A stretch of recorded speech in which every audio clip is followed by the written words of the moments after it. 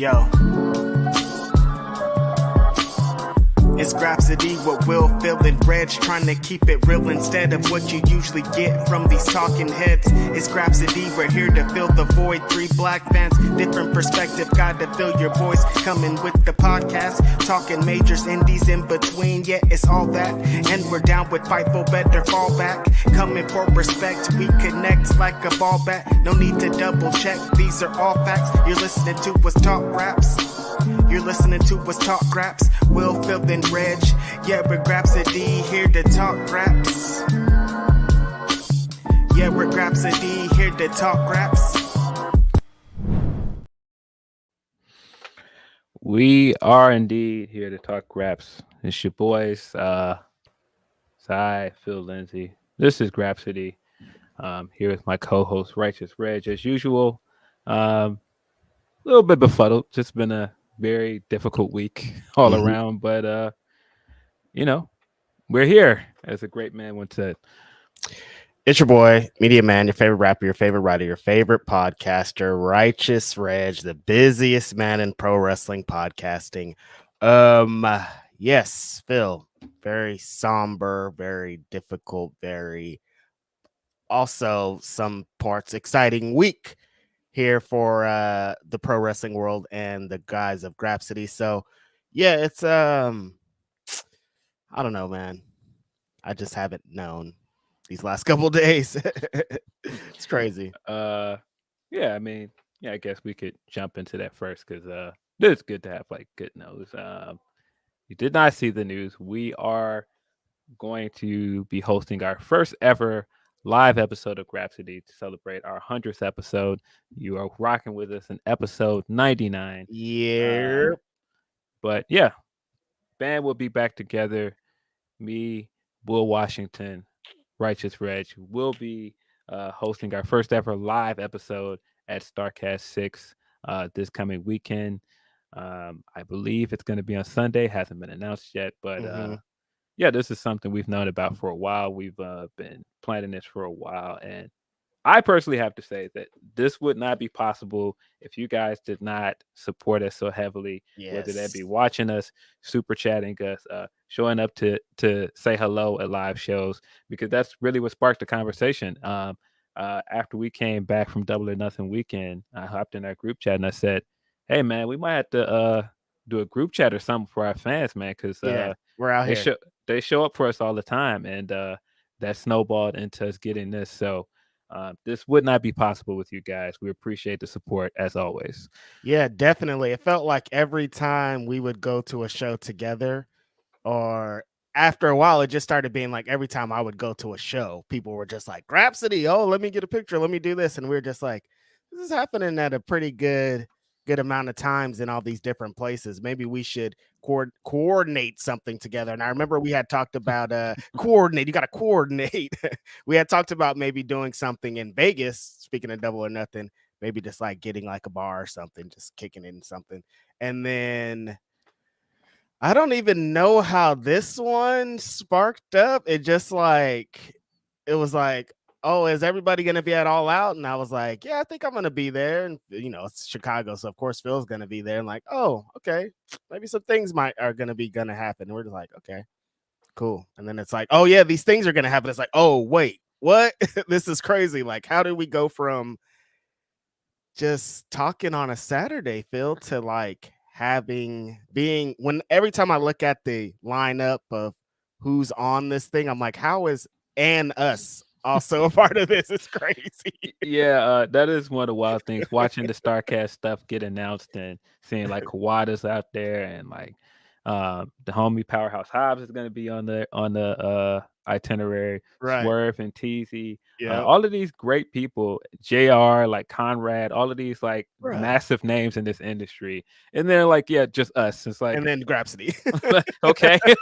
You're gonna watch somebody get smashed with the guitar by Jeff Jarrett, and then you're gonna watch your boys do this. Yeah, it's pretty amazing. Pretty amazing.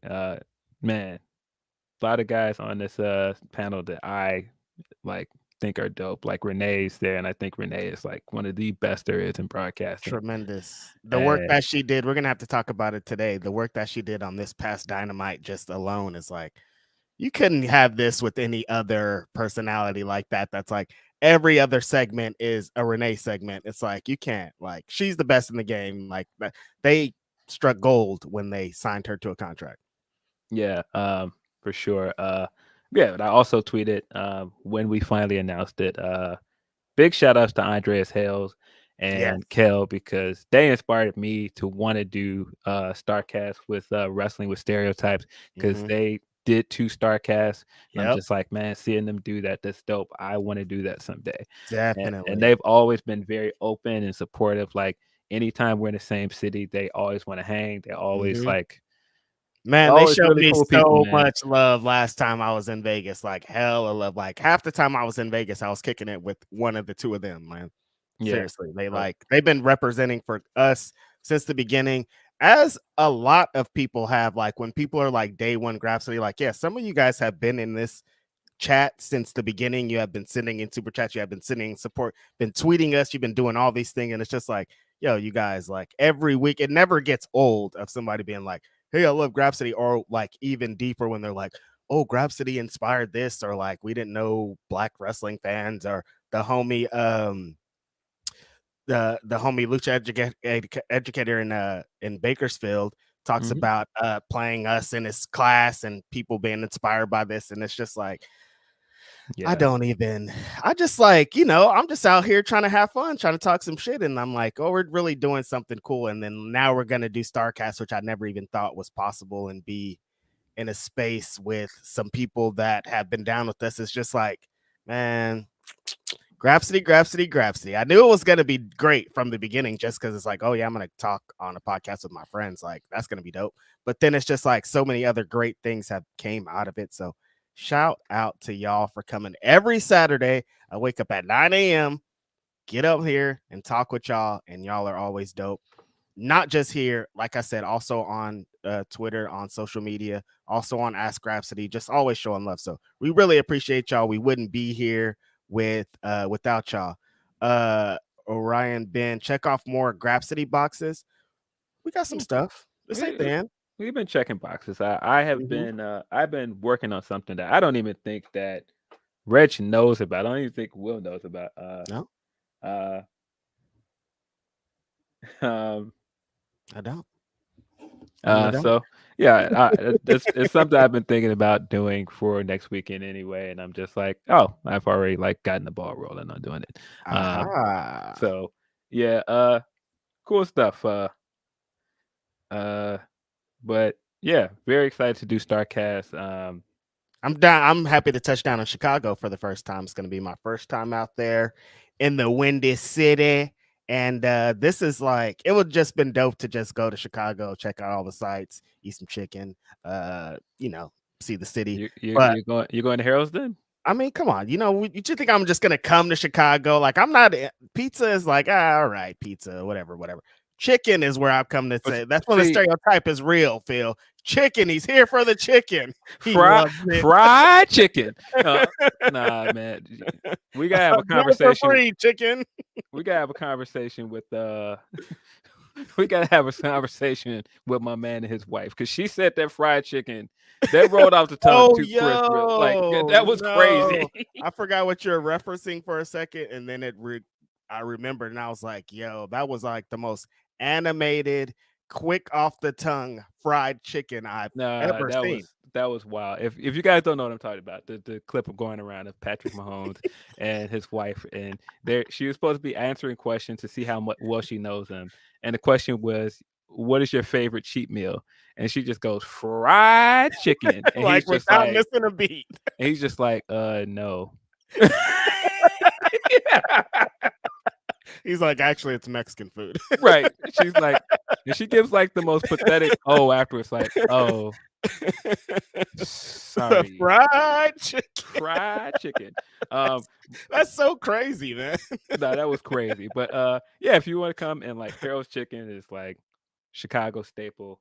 I feel like as a Chicagoan, Mhm. there are Harold's that I feel like are the good Harold's that I want to take you to Oh yeah. that are not in the downtown area, but those are Mhm. also like in seedy areas of the city.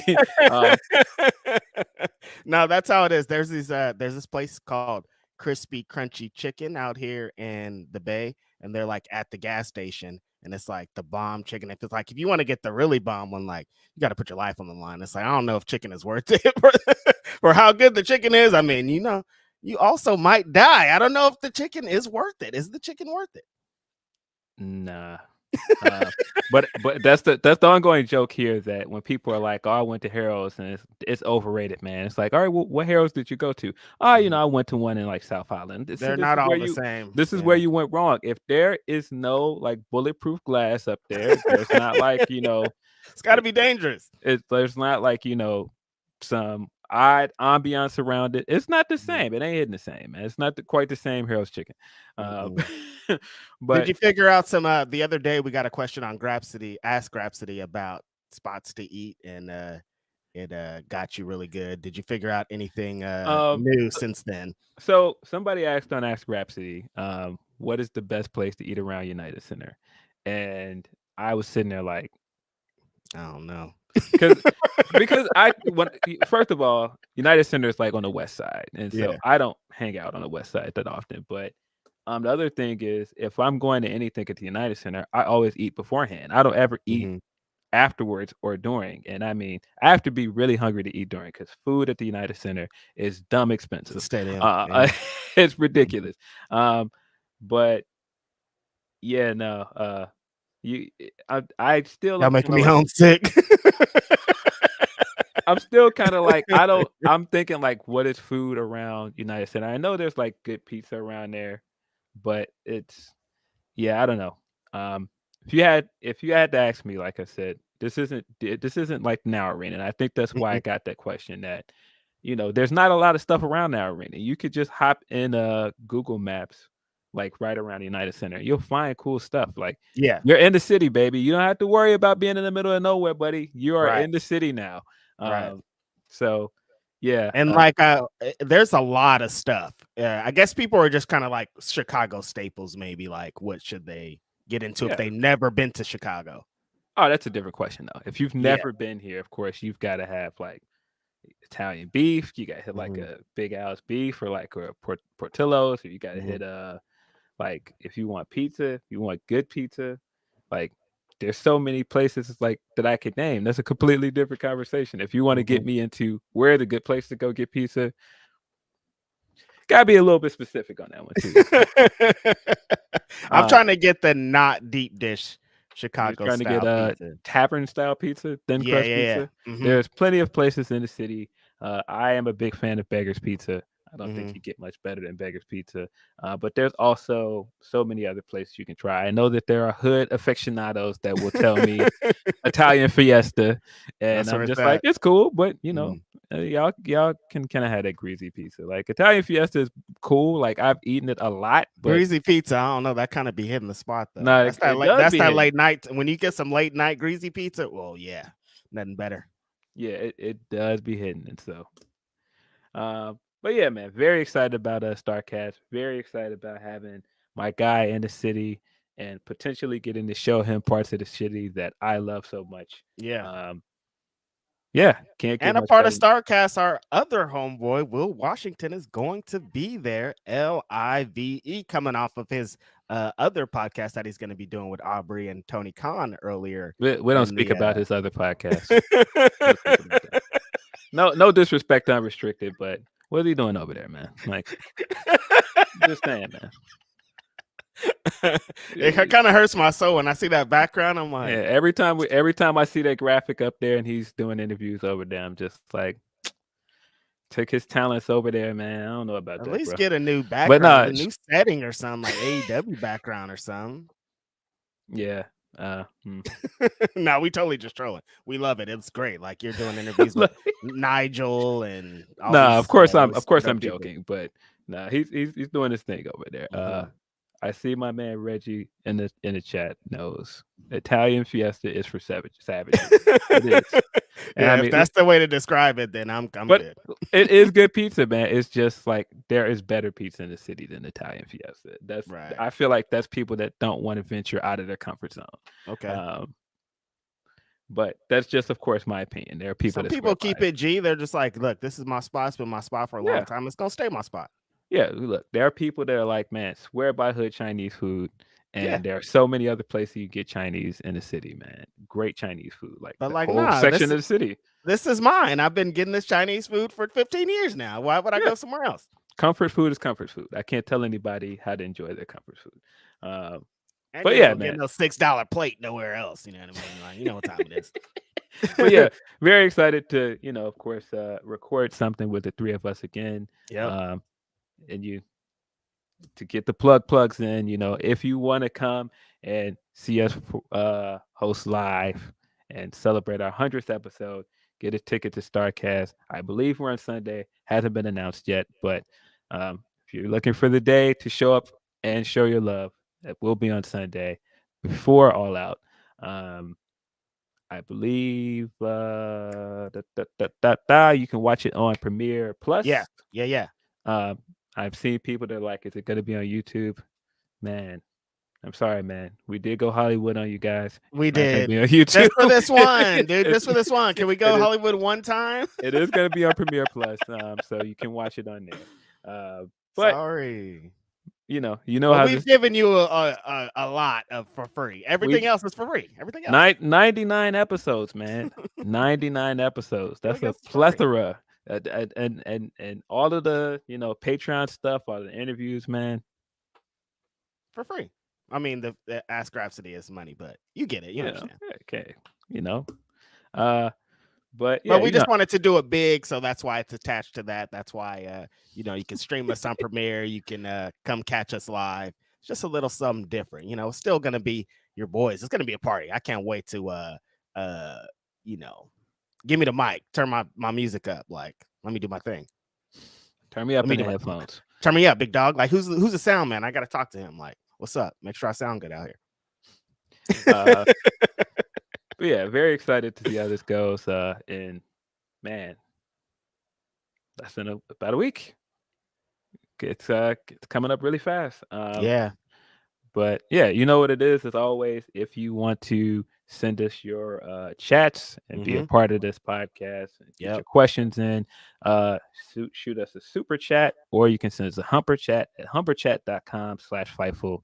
Yeah. I'm sure we already have a bunch of humper chats because there is a lot of stuff that people want to share their memories of either Bray Wyatt or Terry Funk, or add their 2 cents to things because wrestling fans. Yeah, totally. Let's get into it. We got a couple of super chats so far. Corey Sampson became a new member. Really appreciate that, Corey. Thanks for joining the guys. Appreciate you. Ragav, our homeboy, starting out saying, man, I woke up to the news of Bray's passing. I was so shocked. I just stayed in bed for an hour to process it and read all the tributes. Gone too soon. We're gonna get fully into the Bray stuff, so I'm just gonna go through a few of them. About Bray. Also from McCarthy is Bray was such a unique character. He literally he literally had his own head as a lantern, out of the box personified. Such a captivating presence. Heartbreaking. Derek Waduck says, congrats on Starrcast and 100 episodes of Grapsody. You two and Will are wonderful people who deserve nothing but the best. Brick phone greater than Judas. Wow, that might be the greatest super chat we've ever had on the history of all 99 of them has been defined right here. Perfect. Appreciate you, man. Appreciate it. Thank you, Derek. That's a great way to start the day. Jake Salazar, what's up, Jake? There's a Taco Bell next to the United Center? ? I think there is, but I think that is personally sacrilege to come to this city where you can get so much good Mexican food and eat a Taco Bell. That is. But I mean, if you got to get a quick one off, you at the United Center, the Big TB's right here on the side. Bro, you're close to the West Side. You know how much good tacos you can get on the West Side. You know how much good Mexican food is on the West Side. Don't come to this city and eat Taco Bell. I told Will this when he came here. I said it to Denise. We were all in the same car, and I was like, what are you guys doing? You're in the city of Chicago. Eat good Mexican food. Don't go to Taco Bell. Listen, Denise is from LA, so it doesn't really count.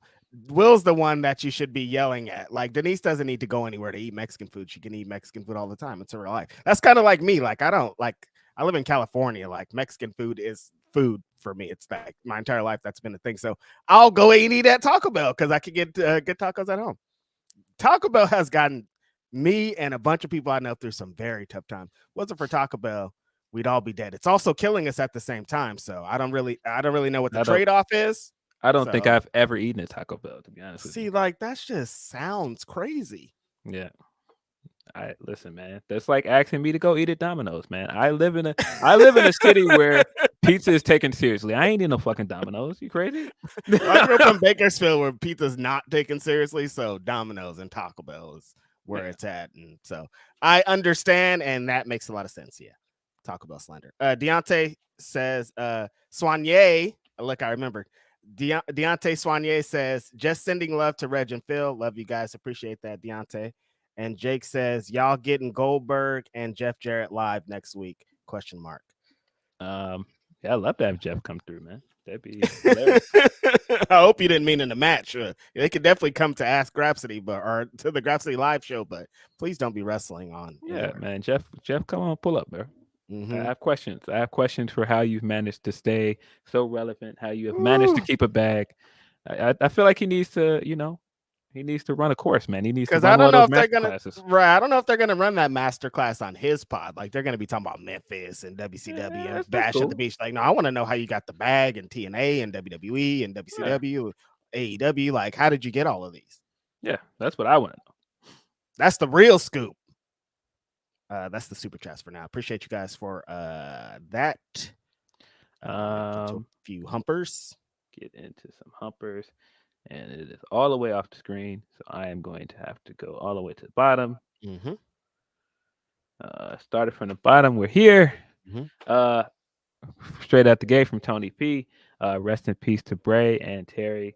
The first time I remember seeing Funk was in his later stages as a Chainsaw Charlie, as I never really watched WCW as a kid. Continues as I got older. I would learn the eclectic career he had through different eras of wrestling, from the territories to modern times, and learn why he was respected. I can say that I will miss the most about Bray is his creativity, what he could have possibly come up with next, and how he always found a way to be unique and fresh. Yeah, like I said, we're gonna get into the Bray stuff in a minute. And get into Terry as well. Just really sad, man. Just really sad. The Terry Funk thing was sad enough, but to get the Bray stuff when we got it, and just everything about it is just really sad, man. Yeah, if you guys don't know, Phil and I were doing Ask Grapsody as the news broke. So the people in the chat were like, "Hey, this happened," and we are just in real time, like reading this in shock. It's kind of wild. Yeah. Okay, so then oh boy. So Tony P also gets into the Denise gate stuff from yesterday. So about Denise, it is understandable that some of us are hurt and had developed a personal connection to Bray. However, it is not cool to see some of y'all throw your pain and anger about Bray's death on Denise's cause of a question. It seems as if some were directing their feelings and anger through Paul, believing what you are feeling is how he feels. He is media savvy enough to respectfully decline a question. That Denise asked, and she is professional enough to respect his decline if he did so. See, he's got some more here. It is extra nasty that y'all didn't go after other reporters who, from what I heard, asked Paul the same line of questioning. I also would wonder how many of y'all would say sorry to her if Paul came out and told y'all he was fine with it, and not many, I bet. Let me end on a positive note and funny note. Bobby Lashley, my man, hit a hard spear on Pete, and his glasses stayed on. That is talent. That was fire. I don't know how Bobby Lashley did that. That was crazy. Shout out to Bobby Lashley. I do not have an opinion on this Denise stuff, man, and I I saw a lot of the discourse about it. I think a lot of discourse was very unnecessary. I think it's a way to be like, I didn't agree with that question or that line of questioning, and then kind of moving on. But people doing that, I don't agree with that line of questioning, but then also going to, rant and rave, and then going to other people's posts and argue with them, and doing the usual Twitter shit. And I think, if anything, if you're in one breath telling me that it wasn't the time or place to do that with Paul, it ain't the time and the place to be trying to start arguments around somebody's death. And I Huh. thought I thought all of that was extremely unnecessary. And that's why I'm like, I just don't want to be any parts of this. As far as like the opinion of the questioning and everything, I think that's a judgment call as an interviewer. And if I just didn't agree with it, as her friend, I would tell her that privately. That's not something that I would feel the need to call her out on person on a outlet like Twitter or here.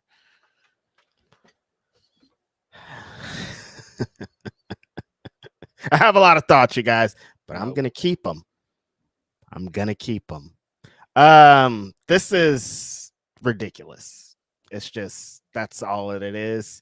I don't think what Denise did was that wild. The Mark from ESPN, legit minutes later, hours later, whatever it was, put out a thing with Kurt Angle and said, "Oh, I asked Kurt Angle about Bray Wyatt." Exact same situation, exact same thing. He used the video, he used the Twitter post, like exact same situation, and it was not the same. So it's like, I don't really like what's going on here. And then like people were like, "Oh, blah blah blah." Some people in my DMs, and they're like, "I don't like personally." It's like, okay, these are different games we're playing here. Like, you're not talking about this. It's another. You found something, and here it is. Like, now we can put the nail in the coffin of this person. That happens to me on a daily basis, and I don't like it. But People see, try to get me out of here. People tried to get me out of here yesterday. It's hilarious. I mute all those tweets, you guys. I don't hear it. And when you're talking about me, I don't hear none of it. That's muted immediately. You think I'm gonna sit there and be slandered all day? Absolutely not. I get my tweets off and I leave. But see, I assumed that. I assumed exactly what you're saying, that some people, because this is the nature of Twitter at this point, people sit and wait and prey on your downfall. And the second they think they got something on you, I'm gonna jump and pounce on it. And I saw some of that energy, and I'm just like, yeah, I just think that's like, again, if you just don't agree with the line of questioning, I don't agree. that's I'm fine. moving But on. But this is you it's trying to personal. turn this into let's get her out of here stuff. It's like, Yeah. that's goofy. Like, and again, I just feel like that is very unnecessary with everything that's going on this week. Right. I just felt like Like, that. how do you use what? Yeah. It's like you're trying to push for something, but then you're doing the same Yeah, type it of thing. was Like, it how it was doesn't it was a even. little bit too much for It's me, like and hypocritical. it was a little bit too much for me, and it was just a lot going on yesterday, not just with the break stuff, but just in general. And I was just like, Yeah, nah, I don't want to. don't want it. I don't want to put my 2 cents in it. I don't think my 2 cents is needed. And again, if this was something that I felt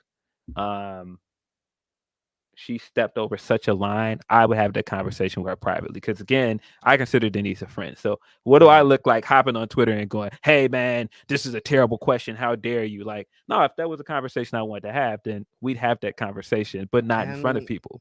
the question was, what are your memories of Bray Wyatt? Like, it wasn't even like, she wasn't like, I don't like, I'm like, where's the, like, it wasn't even an outrageous question. It's like, hey, you worked with this guy. What are your memories I of? mean, I to don't, play devil's advocate I here, don't know.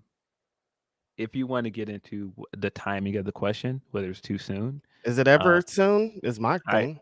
I don't know. But unless that's why I started this by saying that's a judgment call. Like, cause I it got me because Yeah. I did 2 podcasts before that about Bray Wyatt. I'm like, so people want opinions on this, but why, when Denise asked somebody that worked with Yeah, him, but is it different? you it if you have a personal relationship with Bray Wyatt, it is very touchy. It is very close. And I get people feeling like I'm here to work and I'm trying to bury myself in this weekend. And I don't want to talk about that right now. You got to give people room to mourn in their own ways. But And people I get weren't that. like, I I get did that the part. Ring of Honor post show legit minutes or whenever, very soon after he did it. And we were trying to talk about the Ring of Honor show, and people are like, how could you talk about the Ring of Honor show at a time like this? So it's like, Yeah. I don't know where I don't know. I don't know where the lines are because I was legit. I was in it. I didn't want to do that Ring of Honor show. I didn't want to. Yeah. I can't. I didn't. There's not like I don't like this. I didn't sign up to like do that. Like I don't like. It's like, okay, you don't even have time to process this. Get in there and do a podcast. I was like, I can't. I don't. This isn't what I signed up for, dude. I signed up to talk about people getting slammed. So I get on the show and people's getting slammed. All right. We talked about it. The funniest part though is we talked about it for 30 minutes. That guy came in late and was like, "Why aren't you guys talking?" I'm like, "We talked about it for the whole show." But I'm just saying that, like, yeah, if Denise didn't ask about it, people would have been like, "Well, why didn't you ask Big Show about?" You know what I mean? So it doesn't. I don't. It's just that's ridiculous. why I'm like, it's touchy. I think we've talked about it, ad nauseum enough. I think, Twitter will be Twitter, and that's why I got to a point where I got with it at point. And I just think people just got to chill out sometimes. I just think sometimes you don't know everything and you don't know the situation. If you're not an interviewer, you might not understand sometimes the things with judgment calls. I also thought it was very weird that people were trying to make it into a Fightful thing, and I'm just like, but she didn't even ask that question for a Fightful interview. No, you did that for her channel, like, yes. But that's why again I realized people were like, those Fightful guys, and that's why I'm like, is it really that you're upset with her? Is that you really were looking for a bone to pick with people? And I think if that's what it is, like, that's just kind of silly.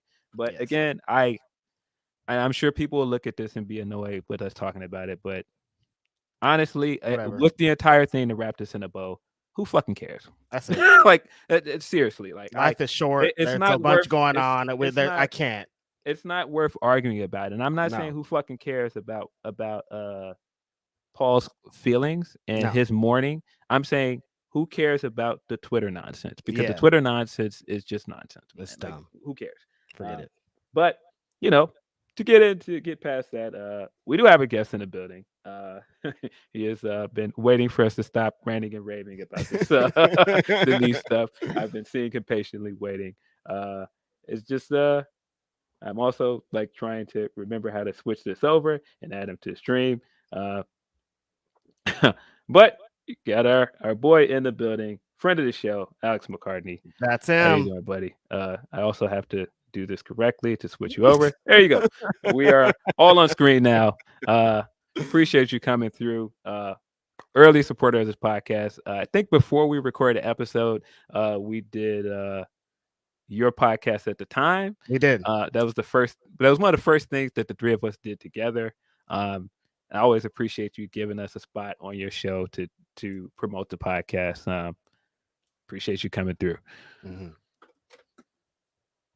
I believe you're still muted. You're muted. I'll tell you why, because I have a puppy and he fucks around. Right. I was about to say, man, I've watched you have Jade Cargill, I've watched you have Swerve, and now you got some random white guy from the UK on. What happened, man? What happened? This is the direction we're going in 100 forward, Alex. What's happened? No, seriously, thank you for your support from the beginning. Thank you for being here. Of course, we have Alex on because we're going to get into some All In talk. And if there's anybody to talk to about All In at Wembley Stadium, it's Alex. Come on. Yeah, absolutely.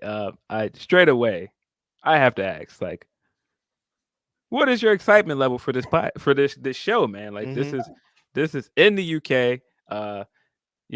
This is, I don't know how far you are from London. I don't know how far you are from Wembley. Not far. I'm about 20 minutes from Wembley, man. So it's oh, good. Wow. My dog is getting on my nerves already. Yeah. He's excited as well. Oh, man. He chases shadows.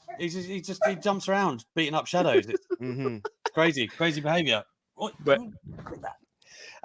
yeah, man. I mean, in terms of, like, obviously we've had a great summer because we had Money in the Bank, and there was like a big time feeling about that. And to be fair to WWE, right, they kind of did give us the big stuff with Cena, and we had the Reigns, the Usos, Bloodline tag, which years gone by, mate, they would have given us just a random, we're talking rebellion and insurrection here, right? Right. Show stuff, and then we're getting like the almost the crux of the Bloodline. I was like, oh my god. So that was wild for us to have, and then take it up another notch. Oh my god, I'm about to chuck him out of the house. Take him up another notch. Like, seriously. Look, puppies get views, man. We putting this under the animal section. That's it. What are you playing at, man? What are you doing? Okay, relax, man. It's all right, man. Yeah. I know you want to be on Hey, camera. it's Wembley. It's all in. He's excited. Yeah, he knows. He's like, Sting's "All right, all right." there. Right, now that I've told you off, you're acting like this. But yeah, man, I think don't breathe into the mic. That that in terms of the card, like, and I saw obviously, like, you know how Twitter be. I saw a lot of the they haven't done like the greatest job of a build, and I do get that to a degree, but also as someone who is going on Sunday, I look at the card on paper and there's a lot to get excited about, right? Just in isolation. I'm going to watch, I think I'm going to watch the Young Bucks and FTR. I haven't heard that there's, I don't know what Cash is up to these days, but I think we're getting that. Jericho Ospreay, I mean, I haven't seen it before, so I'm intrigued, I guess, at how they're going to do that. Intrigue's a good word. Exactly, intrigued. I just think Ospreay obviously getting to show out. I was writing about this earlier for the Daily Mail, but as a man who is revered by many, I guess, as maybe the best in-ring performer in the world, discussion. Obviously he's never had maybe the absolute biggest stages, but in his home country, over 80,000 people, it's the biggest stadium we've got here. I'm glad he's going to get to showcase that, man, and be the big deal that he is, basically. So that's cool in that regard. And I guess if you partner him with someone like Jericho that everyone is familiar with and is a bit of a household name, kind of, then it's a good mix. And then I'm totally into MJF and Adam Cole as well. So, even before you dive into the card at deep level, that's enough for me to kind of go, yeah, cool, this is going to be a good show. I got to say, man, and I heard you talking about the Denise thing before I got on, but I do have thoughts, but I know you've wrapped it up.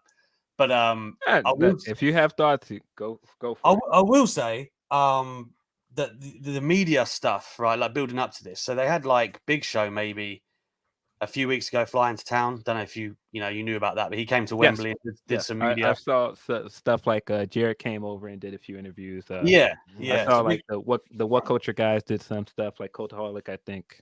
Right. So you had like Big Show, you had Jeff Jarrett. But that was kind of it, really. They didn't do any other kind of like big press leading up to it. And then yesterday, I think that there was Sheeda, Orange Cassidy, Show subbed in for Sting last minute. And no offense to Big Show, but I would have liked to have a chat with Sting. A little bit different. Yeah, just a little bit of a sub. Anthony Ogogo, obviously the British connection.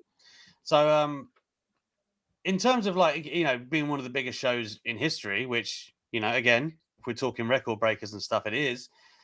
I still think they've got a bit to learn in that regard of like dressing it up as such and giving it the attention. Because, all of us have been to big events, big weeks. It doesn't feel like that quite yet. I wish we had the weekend festival atmosphere when really it's probably just going to be the Sunday. But still, very much looking forward to the show. Longest answer in history. Just quickly on Denise thing. She was. What was she meant to do? Not ask? Like, right. I don't know what people think about this journalist game. Like, you get a lot of people on Twitter going, "Oh, you should or shouldn't have done this." But I mean, would she have like a do-over of how she's? I don't know, maybe. But at the same time, like, I feel like a lot of people were just jumping on it to jump on it. Yep. Like, journalism gets a lot worse than that, guys. Trust me, right? If you think that's bad, you've got people who, another, like, let's say for a newspaper, like their kid will die and then they'll be going to the parents' house looking for comments and stuff. Like that's 10 times worse, right? And I don't know if this is common knowledge or not, but Big Show was briefed beforehand. They didn't catch him cold, like some people were making out on Twitter, like, "Oh, how can you pounce on him?" I know the PRs spoke to him about it beforehand, and he said that he was okay talking about it. So again, it's not as if Denise has crossed any kind of imaginary line that Twitter's made up. She was just doing her job, man. So I just feel it's a bit harsh on Denise. I was never going to post anything about it on Twitter either, right? Because I just think, if I had anything to critique at Denise, and I don't, I would have just done it privately, right? So again, all these people that see an opportunity maybe to get some traction by giving their thoughts, like, nah, not for me. Anyway, Team Denise, there you go. Yeah, pretty much. But yeah, we have seen a lot of discourse about this All In card. whether people be excited about it, whether people think certain stuff doesn't belong in this card, what does belong in this card. We didn't get a singles match. We didn't get this dream match. We didn't get that. It's just, and we have seen a lot from your country. We've seen a lot from like from guys at other outlets over there. The Voice of Wrestling article came out this week. I don't know if you guys read that.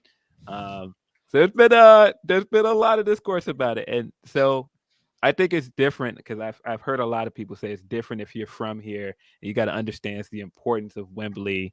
And I'm like, I guess, maybe that's the part I'm missing. I do think that people have set their expectations very high. Yeah.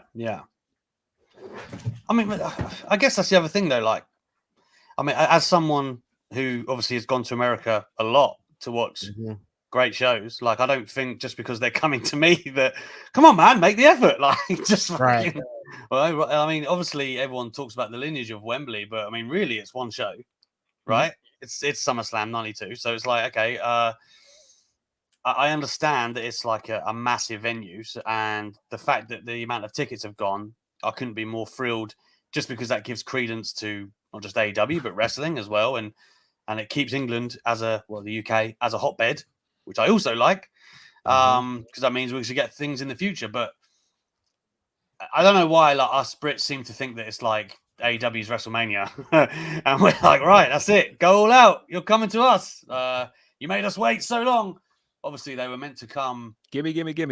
Yeah, exactly. I think they were meant to come 2020, I think. Like they were going to do like a multi-city tour, not even like a big event like this. It was just going to be live events. Yeah. And now that we've got them at Wembley, we're like, come on, Tony. So I guess like he made his bed in that regard, right? He went, well, we're going to do Wembley. We're not doing Craven Cottage.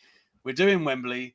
And then I think just as a result, everyone went, whoa, oh God, this must be huge. When in reality, just give me a good show. I don't care. Right. And I mean, you don't necessarily have the festival. You do have some other wrestling going on this week as well. You do have the Rev Pro show that I think is going on currently. I think it's going on currently. It's happening. Time zones. I'm lost on what time it is over there. But yeah. So that is a good thing coming out of this.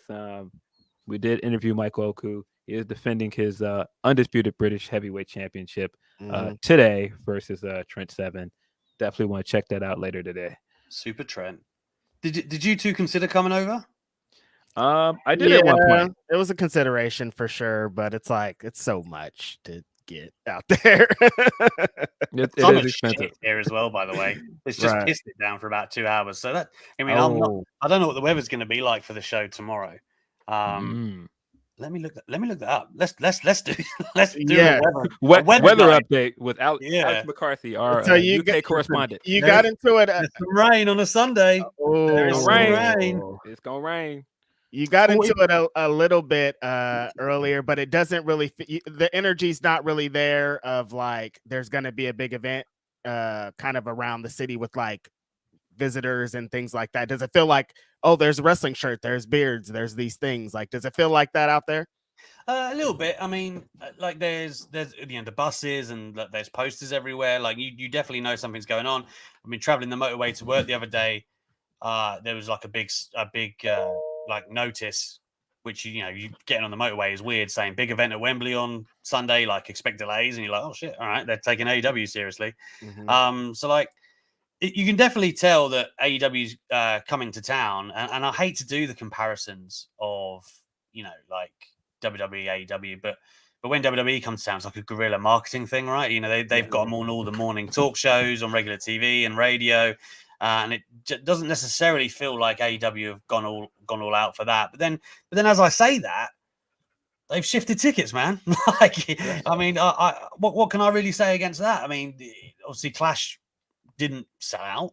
Right? I mean, it did 60s allegedly, but I mean, it didn't sell out like 80s, like we're hearing that AEW is going to be doing. And then obviously Money in the Bank, they run at the O2. So whatever I say in terms of like how AEW are marketing it, it's probably unfair because man, the end result justifies all. But there's definitely some posters and stuff going around the town. I'm going to be getting into Wembley about midday tomorrow, which is about 5 or 6 hours ahead of showtime. there's like a Wembley Way, of it's like a strip that leads up to the stadium, and it has this place called the Box Park, which like everyone watches England games at and stuff. I'm fully expecting that to be like festival atmosphere stuff. So I know there's a lot of us pumped for that. So I think it's starting to pick up pace now, really. Yeah, it is a little bit of FOMO. I do know people that went to London. London is a great city. I've been there, and it's super cool. There's a little FOMO, but it is. It does look like it's going to be a good event. I think that it's one of those things where once the show actually happens and we're past like some of the crazy stuff, like this Cash news, the AR Fox stuff, and the Ray Phoenix stuff, and we actually get the show. It's been a week. I think people will, appreciate the show for what it is. I've seen people that are like, "Oh, they got to treat this like a classic." You can't determine something is going to be a classic before it happens. You got to let the show happen. You can't just decide, "Oh, well, look at this card. That makes it a classic." Anything can happen. You got to see the show first. I just seen a comment, by the way. Someone saying, "Does Wembley have a roof?" Only has a partial roof, which means the fans are covered, but the action isn't. So presumably it's like a gazebo type situation they'll have over the ring. But just to clarify on that, the only stadium with a roof in the country, the countries, United Kingdom, is where Clash was at Principality in Wales. Also, Spurs in London has a half roof, same deal as Wembley, just for the fans, not the action. So if there's rain, you will know about it, like Samoa Joe memes incoming. There you go. Let me ask you two something quick, man. Like, do you think the show the week after lessens this one? I do think it was tough to try and do a build for 2 pay-per-views back to back. Yeah. I think if they do Wembley again, I do think they've got to treat Wembley kind of like Forbidden Door, where it's the only show in that month. Because All Out is considered in a lot of ways their major pay-per-view of the year. So you have to save some stuff for that pay-per-view. I don't think that it necessarily hurts either shows, but it's just tough to do that balancing act. I think it kind of comes down to what you were saying, Alex. It's like I think going into this, I don't think AEW thought that All In was going to be this giant. We have to focus on every single storyline. We got to focus on all our TV time on this. They were just like, we're going to go to UK. We're going to have this big show. We've never been there. It's going to be fun. Like they didn't even, for a while, we didn't know like how they were going to even broadcast it to us here in America. Like they were just like, we're going to go have a super cool show. I don't know what's going to happen after that. So I don't know if they were planning this, and I think it just was kind of like circumstance of like, okay, well, we built this big show that people are really excited about, so we got to focus in on it.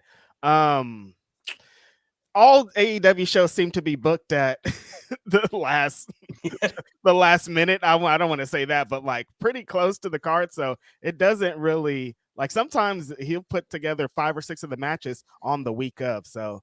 I'm like, it's not really that surprising to me. Yeah. Like first year of AEW felt really meticulous. Like Tony had like, all of that shit mapped out. And I know the pandemic obviously wreaked havoc or whatever, but these days, like you said, I think they operate so much closer to the day. I don't want to call it, WWE changing last day script stuff, but I don't think anyone could be that wild. But it's definitely not as mapped out as Tony once had it. Yeah.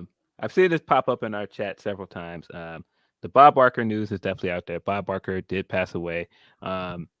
Rest in peace to Bob Barker. Of course. I didn't know that. You've just broke that to me. Shit. Wow, man. I've seen it pop up in our chat several times, so I had looked it up on my phone. But stop. But yeah, of course, Icon and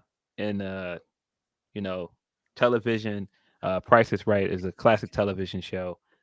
Also. Billy Madison, come on, man. Not Billy Madison. Sorry. Look, what am I doing? Happy Gilmore. My Sandler. Happy Gilmore. Yeah. Sorry. What am I doing? Happy Gilmore, man. You saw him do it. I'm sorry, Adam. I don't know what I've done, but no. Happy Gilmore. Of course, his appearance in there and just like, just Jericho's going to be sad. Yeah, I was going to say he was a guest host on Raw one time. He got some wrestling connections. Jericho likes to talk about that one, doesn't he? He says it's his favorite, I think. Yeah, but.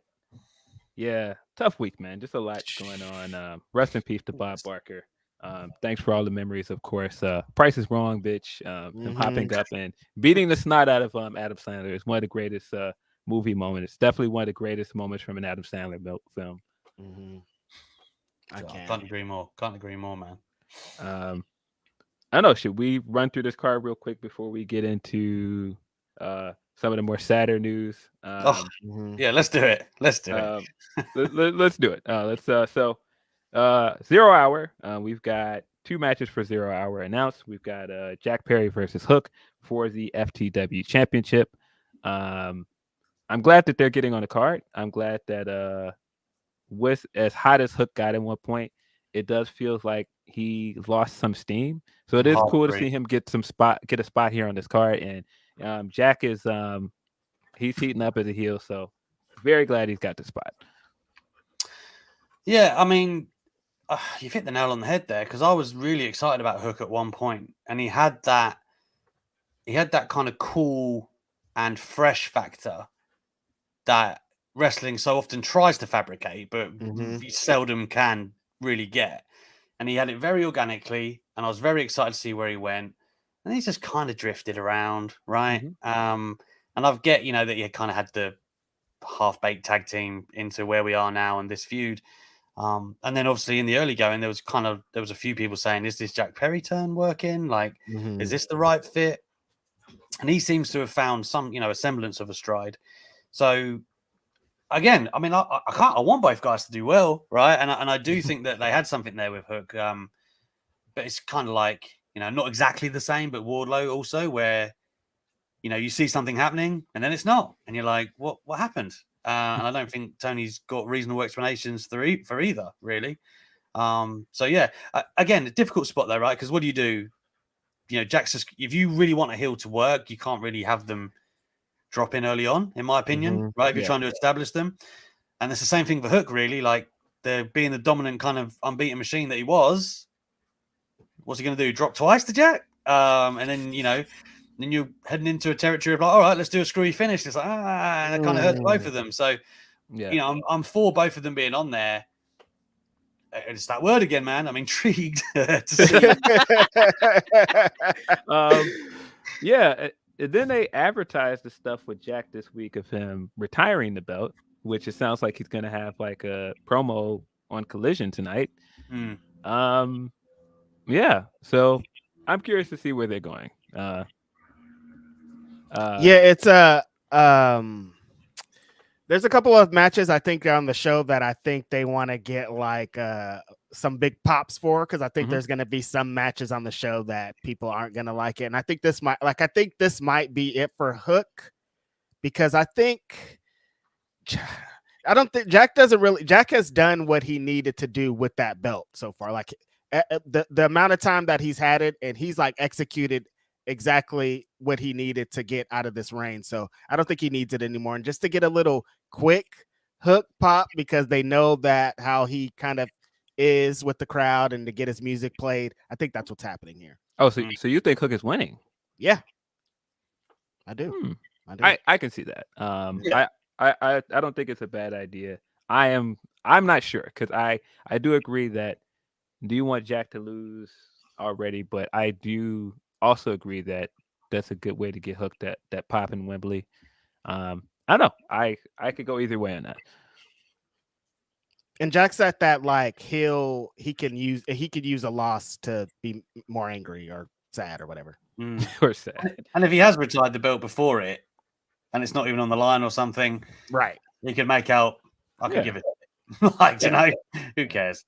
Yeah, you'll find some way to continue the Jack storyline stuff after this. But the major storyline coming out of 0 Hour is the Ring of Honor World Tag Team Championship match with Aussie Open going against MJF and Adam Cole. This is very exciting, because I mean, going into this is the best storyline going to this pay-per-view, far away. This is the selling point for this pay-per-view.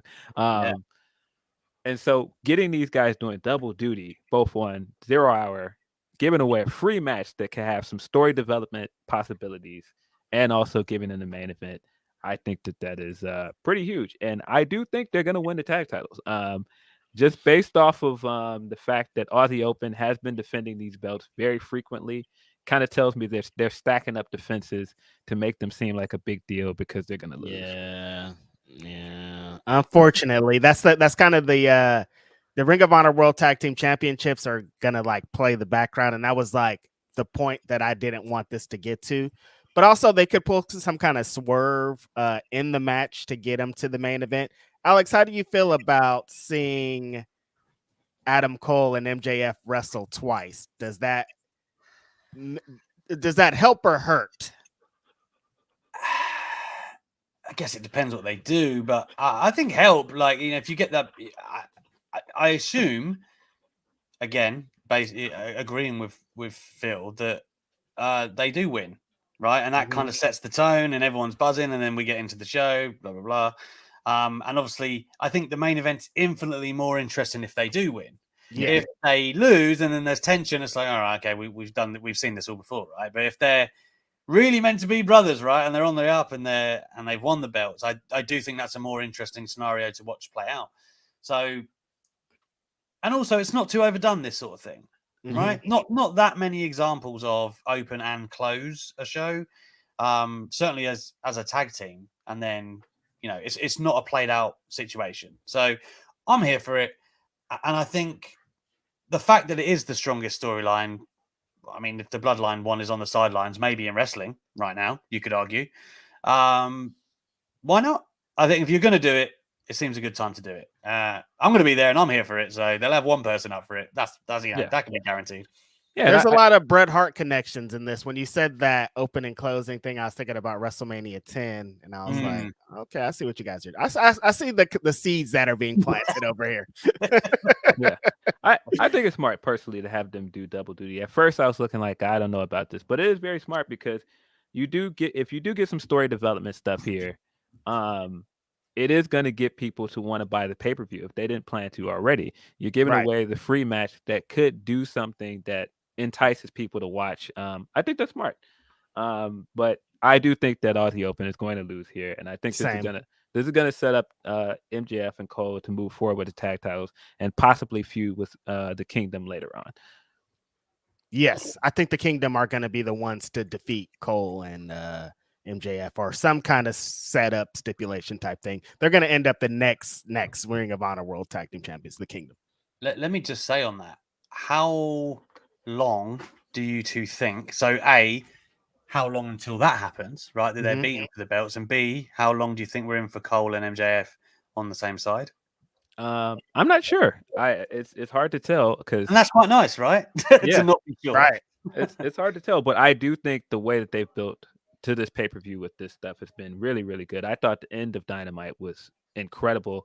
I thought all of this, the interviews that they did during the show, and then closing the show with them, and setting it up again, that Max thought about it for a second, pulled that ring out, put it on his finger, then he put it back in his pocket.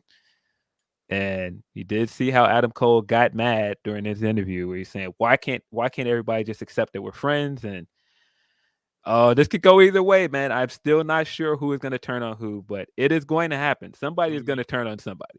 And you got a little Roddy element as well, little Roddy Strong. Yeah,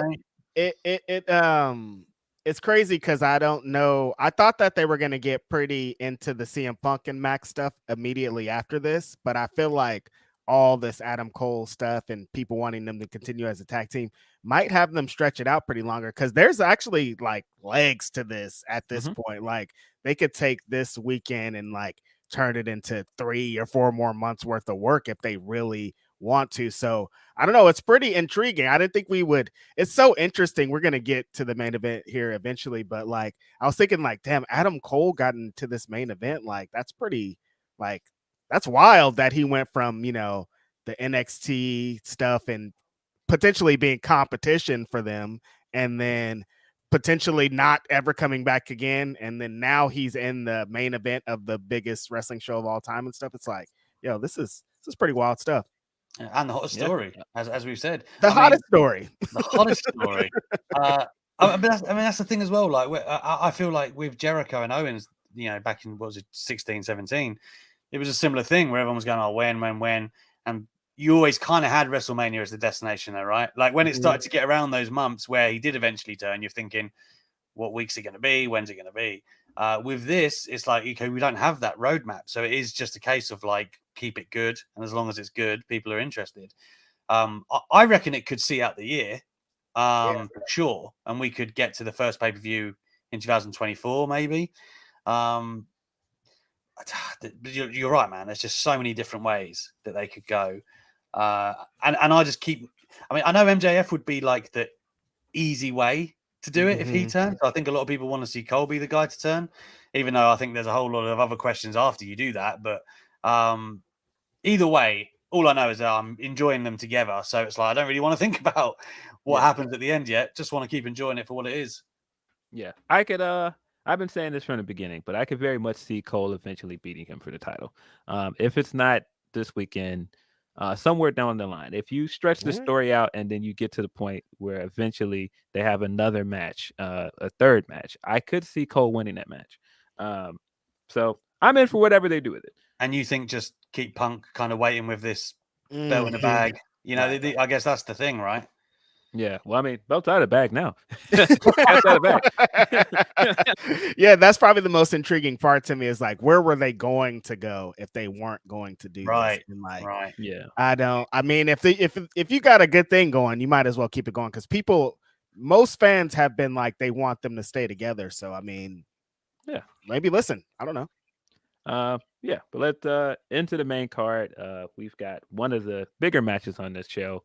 FTR will be defending the AEW World Tag Team titles against the Young Bucks. You've got all of this history with these two tag teams. You've got the legitimate question of who is the best tag team in the company. Yep. You can, complain away about the build for this show, but I think this is one of those matches that builds itself. Yeah. And I think that everything they've done with it is also tremendous. The challenge on Collision, the interview we got this week. I'm excited, very excited for this match. I mean, yeah. Sorry, I thought Reg was going, but I'll go. I'll go. No, I mean it's the same though, man. It's double Dutch over here, man. You got jump in there. Yeah, I mean that's the thing. Like you said, I don't even need to sit here and set the table of why we should be excited, right? Everyone who knows. I was actually one of the few, like the first one they did that was kind of COVID era and it was hot as hell. I remember thinking, that wasn't quite what I thought it was going to be. Maybe until like the finishing stretch, I thought, maybe it was a bit long, but then it was really cool that I think I'm talking about the right match where FTR they go for the the top rope thing and it backfires on them and they and then I thought okay, that was really cool. And then the second one stepped it up a lot and I was like, okay, great. And so now I guess the only thoughts running through my mind is how tempted are Young Bucks to say, yeah, it should be us. Who has the say so there? I don't think Young Bucks need it per se. But then also what's going on with this FTR stuff and Cash's situation? Is that going to play into like if this was WWE land? FTR are dropping that shit, and they would have probably already dropped him at this point. Yeah, they're out, right? Like, but obviously, we've learned that it's not the same here, man. So, I'm hoping it is just an all-time classic that we hope and expected it will be. And I honestly couldn't care less who wins. It does not matter to me who wins because you just know you're going to get that action, and really that what comes out the other side, you're good either way with both of them. I'm at two positions. It's one, I think I'm back on the pops thing. I think we need one big elite pop. And I think that I can imagine how you book a show, man. I like it. It's all about pops over here, Alex. That's all I care about. You need one big elite pop. And I think, spoiler alert for the 6-man match later, I think this is where you get the big elite pop. Because I think that the other members of the elite are going to be on a losing effort here in this show. So I think this is the time you kind of pay tribute to the All In thing. You got to give one of these reasons that we're here a big victory. And I think the Young Bucks are the ones that are going to get it. Tells a big story. That interview this week where Matt absolutely fried up FTR Bald was like this. The Dynamite was pretty good for promos because this match and the Ospreay and Jericho match I thought were like I was like, okay, these matches are gonna like the tag match is gonna be great. And then Ospreay and Jericho, I'm like, but then like after the promos, I'm like, all right, like here we go. We're like in here now. And that's how I feel about this tag match. I kind of feel like Alex too. I don't know who really the winner. It doesn't really. I mean, I think probably FTR could use it more at this moment right now. But if the Young Bucks won, it'd be like, all right, that also makes sense. Yeah, I really don't mind it who wins. I would just say that Collision has benefited so much from having the tag titles over there and having FDR over there that it kind of seems too soon to cut their reign short because it was just starting to get going again. It's been kind of built off that the Collision's been built off them being the tag team champions. So so maybe continue that party. Yeah, that's the only thing that I think of it, but I wouldn't mind either way who wins. I'm one of the few people that I didn't mind the first match either. Obviously, the second match, the TV match, is much better. I thought everything they did around the first match was cool, though. Having the Lakers versus Celtics rivalry around it, I thought that was cool. The Bucks coming out with their championship hats and doing that stuff at the end, I thought that was dope. This is different though. It feels like they're gonna try to have the greatest tag team match of all time, considering the show. Considering they're saying it's the biggest. So you don't think they're gonna do all the homages to like all the other tag teams again? I don't think that's gonna happen again. Not this time.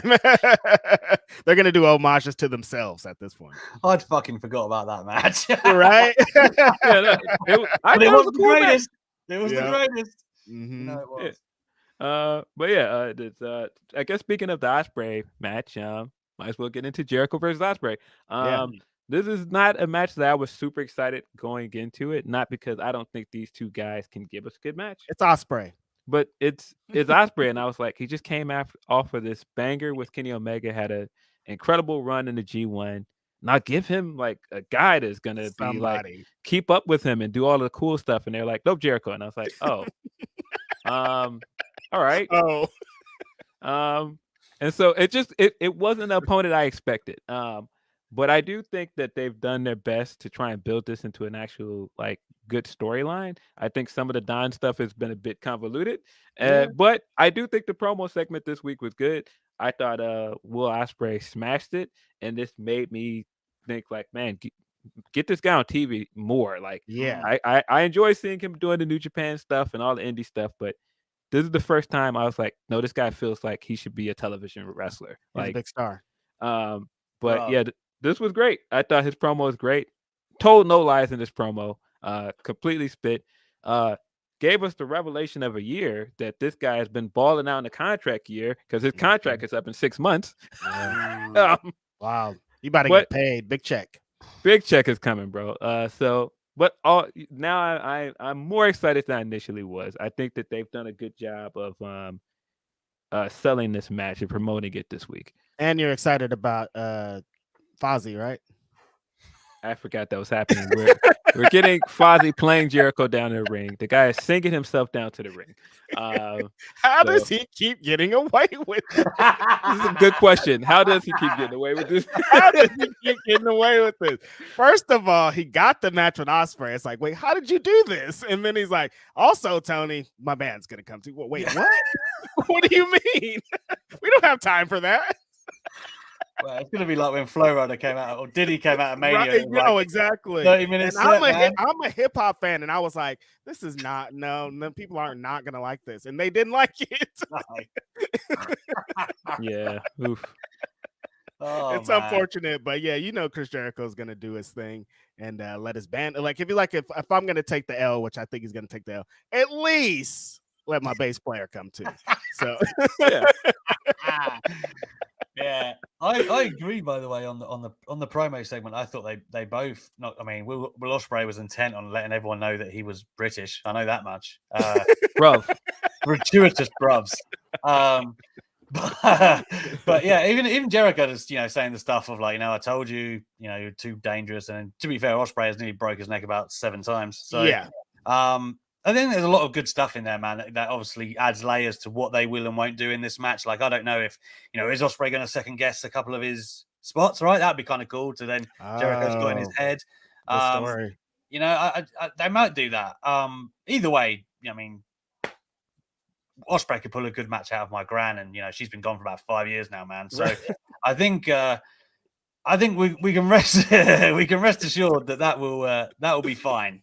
And Jericho will hold up his end of the bargain if he just lets Ospreay do the heavy lifting, as it were. See, that's the issue here, because he gets to take a victory lap no matter what. Like, see, I told you, like, no, you did it with Ospreay. You can't take this victory lap, you cheater. It plays into that narrative, though, doesn't it? Every time someone's hot, it's like, oh, here comes Jericho. It's so funny that he was like, yeah, we were supposed to have a match in the Tokyo Dome. It's like, why? You should have. How? Why are you in the conversation? Yeah, but yeah, I do think that Ospreay, of course, is going to retain. He's going to walk into Wembley as the home talent with the UK title, and he's going to walk out with the title. Yeah, I agree. Is it for the belt? Is it for the belt? Hold on. I don't. I don't think that it is. But us experts. No, he's not. It's not. It's but not, okay. I just thought about it because he made a point of changing it to the UK title before he's going back to possibly the biggest match of his career in London, England. Yeah, but got a match probably coming up with Tsuji as well to defend that belt. But yeah, I do think Ospreay is going to win here. I agree. Cosign. We've got the 4-way for the women's world title, pitting Toni Storm versus Saraya versus Dr. Britt Baker, DMD versus, of course, the champion Karushida. Wasn't that high into the way this match was built. It felt very formulaic and transparent from the beginning. But I do think this is a good collection of talent to have represent the women's division there. Do wish there was more than one women's match on the card, but I do think this match is going to over deliver. I think people are not expecting much out of it, but I think it's going to be a good match. Speaking of, talking about collision and success stories earlier, it seems like a load of people have turned the corner on Toni Storm lately, and like the character work she's been doing. I guess, just previously and, harkening back to her WWE tenure, it wasn't really so defined. But she's really leaning into what she's doing now.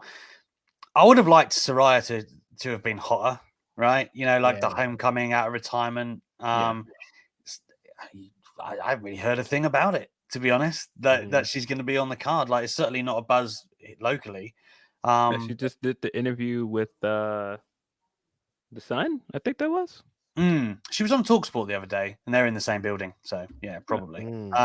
So, I mean, she's done like little bits and bobs, but like just generally, I haven't felt much of a buzz around. Like, people are talking about Ospreay more, in my opinion, locally, which is a shame because when she retired, it was a big deal. A lot of people were like, oh man, like, and especially early 20s at the time. So, this is so funny that you say this, Alex, because all week people have been like, oh, I think Saraya is going to get the surprise victory here for that hometown pop. And I'm like, I don't think you guys know. Think that? Yeah, I've heard that a lot. And I'm like, I don't think you guys understand what's going to happen here. I don't think it's going to be. I don't think it's going to be like you guys think it's going to be. The roof will stay on. Let me tell you. The roof will stay on. It's wild funny. That shit is attached. Will stay on. All of a sudden, Wembley does have an arena, a roof all the way across. Like, wait, where did that come from?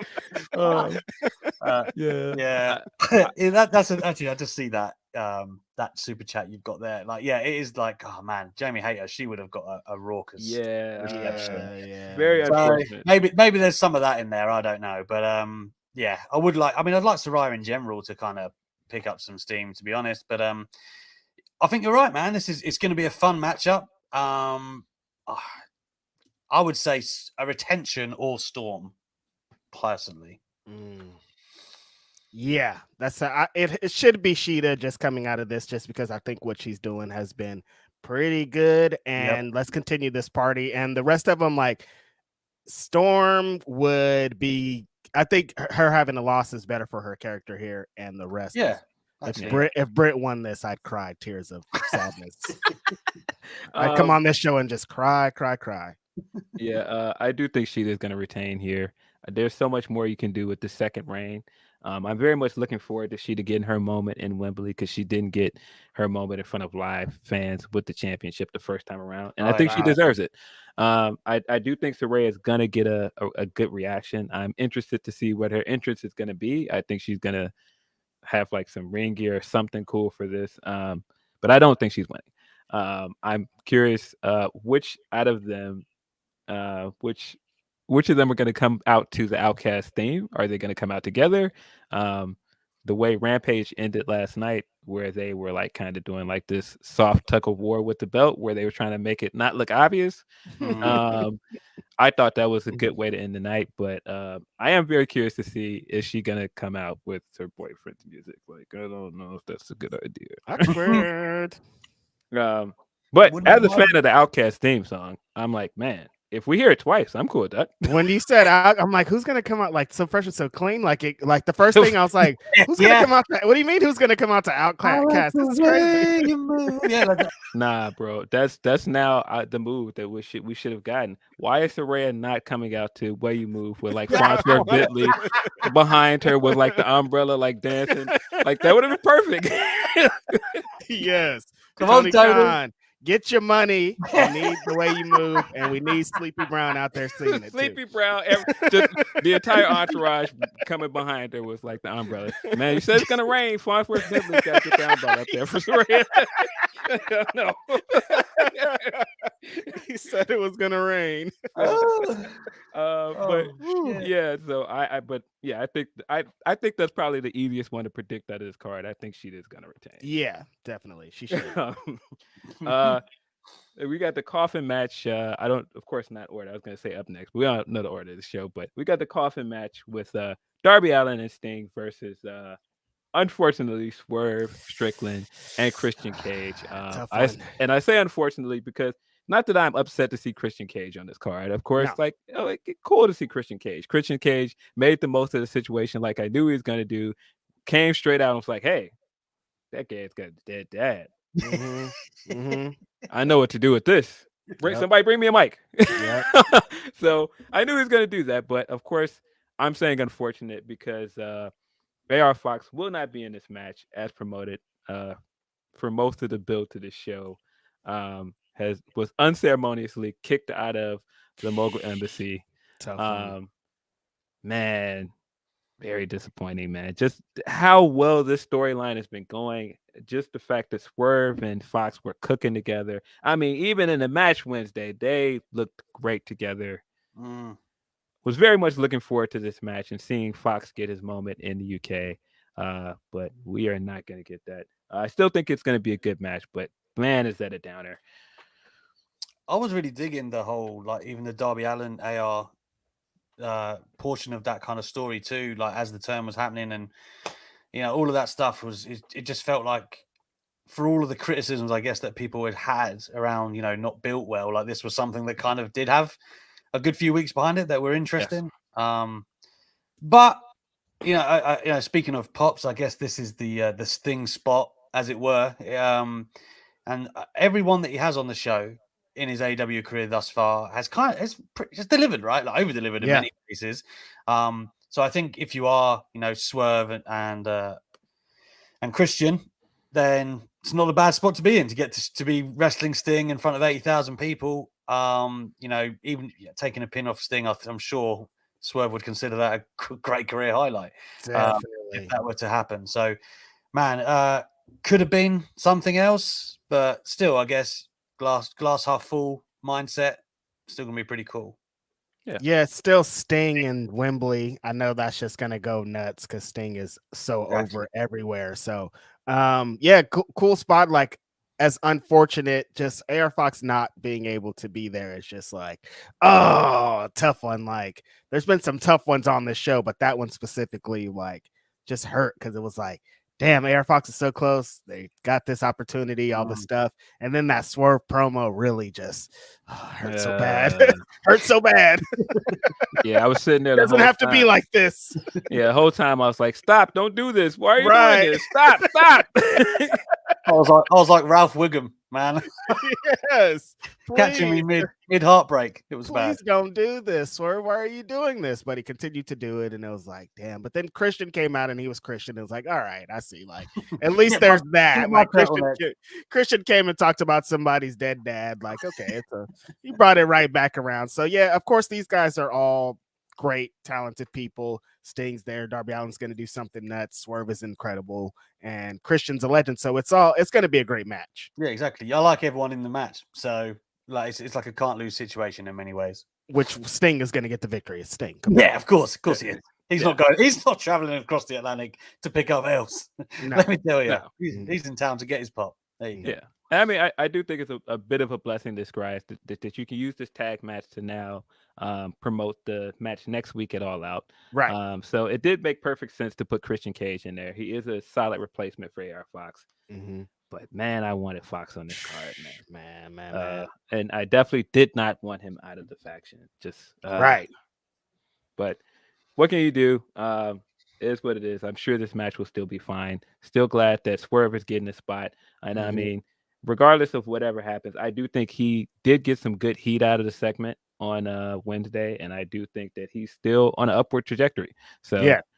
He said that played into his heel persona, so it didn't like it. It was unfortunate, but it was like, all right, Swerve at least looks like a badass after this. Yeah.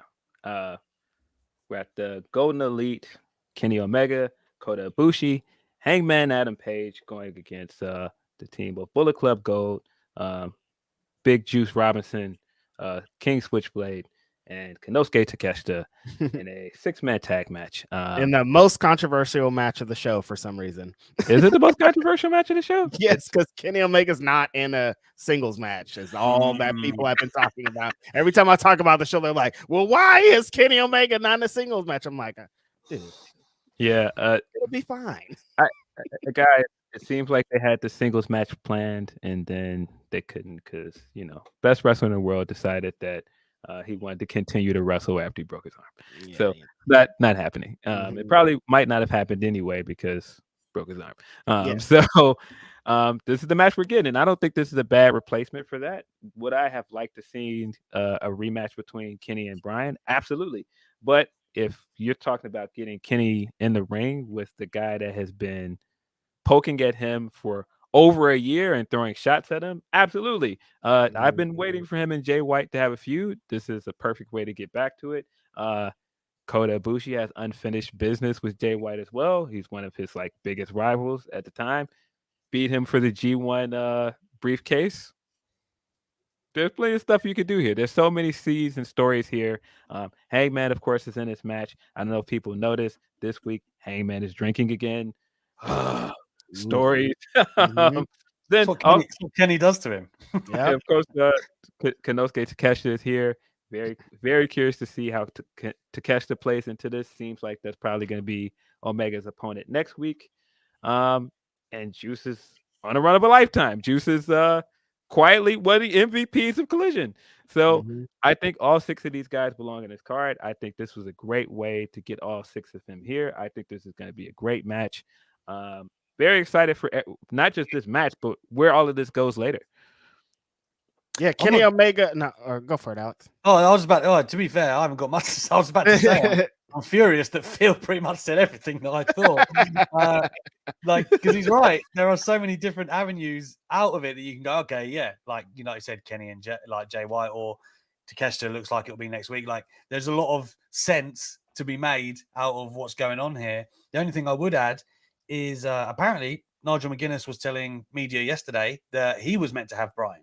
Right, he was coming out of retirement, and he was going to get Danielson on this card. Really, I hadn't heard about this. Yeah. I think Inside the Ropes are dropping the video tonight. They said, but yeah, he said that until he broke his arm, that was the plan. And obviously, I don't want to take everyone down a history lesson here, but there's a lot of history on Bryan Danielson and Nigel McGuinness. So that would have been killer at Wembley. But I guess it does beg the further question: was there ever something else for Kenny? But then I don't necessarily think that there was when we actually have just mapped it out like this. It makes quite a lot of sense. Ibushi as well. Like, of course, you look at any of these multi-man matches on the card, we could sit here and make arguments. But for some reason, I guess some people hold Kenny like the Holy Grail, and I get it. You know, we all love him, but it's fine. Like, there's a lot of talent in this match for me to get excited about watching. You know, and again, just to echo what Phil said there on the possibilities, I'm excited to see how it plays out and develops into next week. This is one of those matches where it actually does play quite well into next week. Mm-hmm. Yeah. And it's Kota Ibushi that people keep forgetting. They keep trying to harp on this blood and guts match for some reason, like he's washed. Kota Ibushi is not washed, you guys. I promise you. This guy has almost died multiple times in the ring for our entertainment. He don't care about nothing. And that's the factor that I think in this match that people are going to, coming out of this match, they're going to be like, oh yeah, it's Kota Ibushi. He's amazing. We forgot. I think with what you said, Phil, about Takeshita and Kenny Omega possibly being in a match next week is why Takeshita's going to pin Kenny Omega right here in the middle of the ring in Wembley, because Kenny Omega can take a pinfall loss in a 6-man match. If anywhere to beat Kenny Omega, I think it's here. And the next week they have the singles match and Kenny just throttles that young man. That's what we all want to see. We're all here for it. So, but yeah, I think that the best developments are going to be coming out of this, because Kenny and Juice, Kenny and anybody, we love to see him mixing it up with anybody in the ring. And so this 6-man, I think, is going to be for some reason a dark horse sleeper match. I don't know why, and it's going to be great. Sounds insane. It sounds crazy. Yeah, no, this match is going to. That's a hot take if I ever heard one. Let me tell you.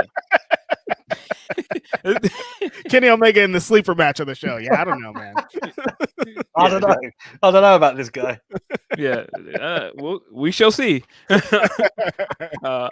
yeah, that is good. This match is gonna bang, and I do think that after this match, he's definitely not gonna be done with Juice. You don't start the Bullet Club stuff and then do a one-off match. I think we're gonna go back to that at some point. But I do think Konosuke is gonna be his opponent next week. Very excited, like I said, to see where this goes. This is a very New Japan way to book a match as well. Do the multi-man match and then have that play into the singles match the following week, which as a New Japan fan, I've been just like, no, this is great. Why is everybody complaining? So I'm here for it. Got the Stadium Stampede, of course. There was a little controversy around this as well, because as we said, Ray Phoenix took a beating in ring to Crowbar on Wednesday night, so he will not be in this match. But to a Crowbar, not the wrestler Crowbar. You don't want to get it confused. Not wrestler, inanimate object. Everybody be like, well, Crowbar was on the show. No, he wasn't. No, not the wrestler, inanimate object that you use to open boxes.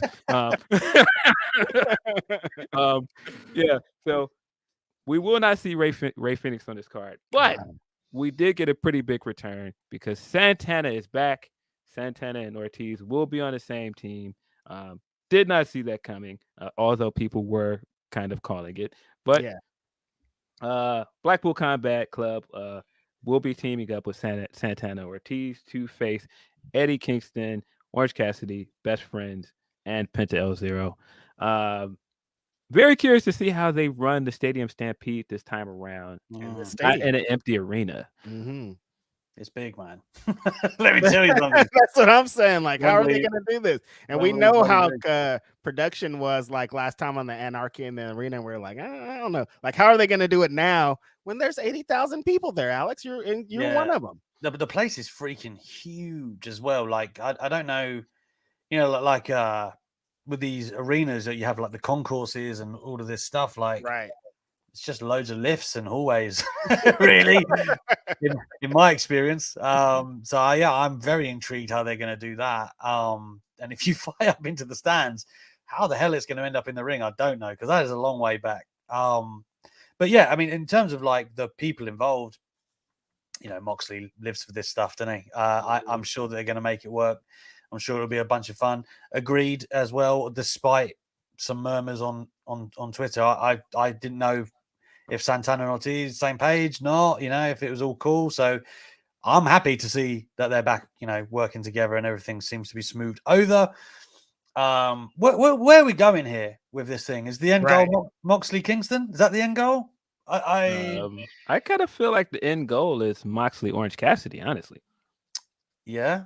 Yeah. Well, I mean, it's an option. The only thing I think about Kingston and Moxley is that they kind of keep circling each other, right? Like it has been for a few months now, where it's like, well, we're in this, but we are friends, really, and they kind of keep nodding to it. And now they're in this like full-on war. I don't know. I'm intrigued. But then it's like we've kind of been down that garden path, and then we got where we wanted, where they were friends. Mm-hmm. Yeah. So it's kind of like, I don't know. It was a little different last time because Eddie was still a face at that time, and Eddie was a heel at that time, and Mox was still a face at that time. Yeah. So it's a little different. I thought the stuff that they did with Renee was excellent. Mm-hmm. I thought the way that they played up the Ray Phoenix stretch ring was really, really good. They took something that possibly had some like real world inclinations and turned it into an actually great angle. Right. Yeah, I think that this match is going to lead to Orange Cassidy and Moxley next week at All Out is where I think this is going. Me too. For the International Championship. I think Jon Moxley's going to win that bad boy. And I could see Moxley and Eddie Kingston for that championship at Grand Slam.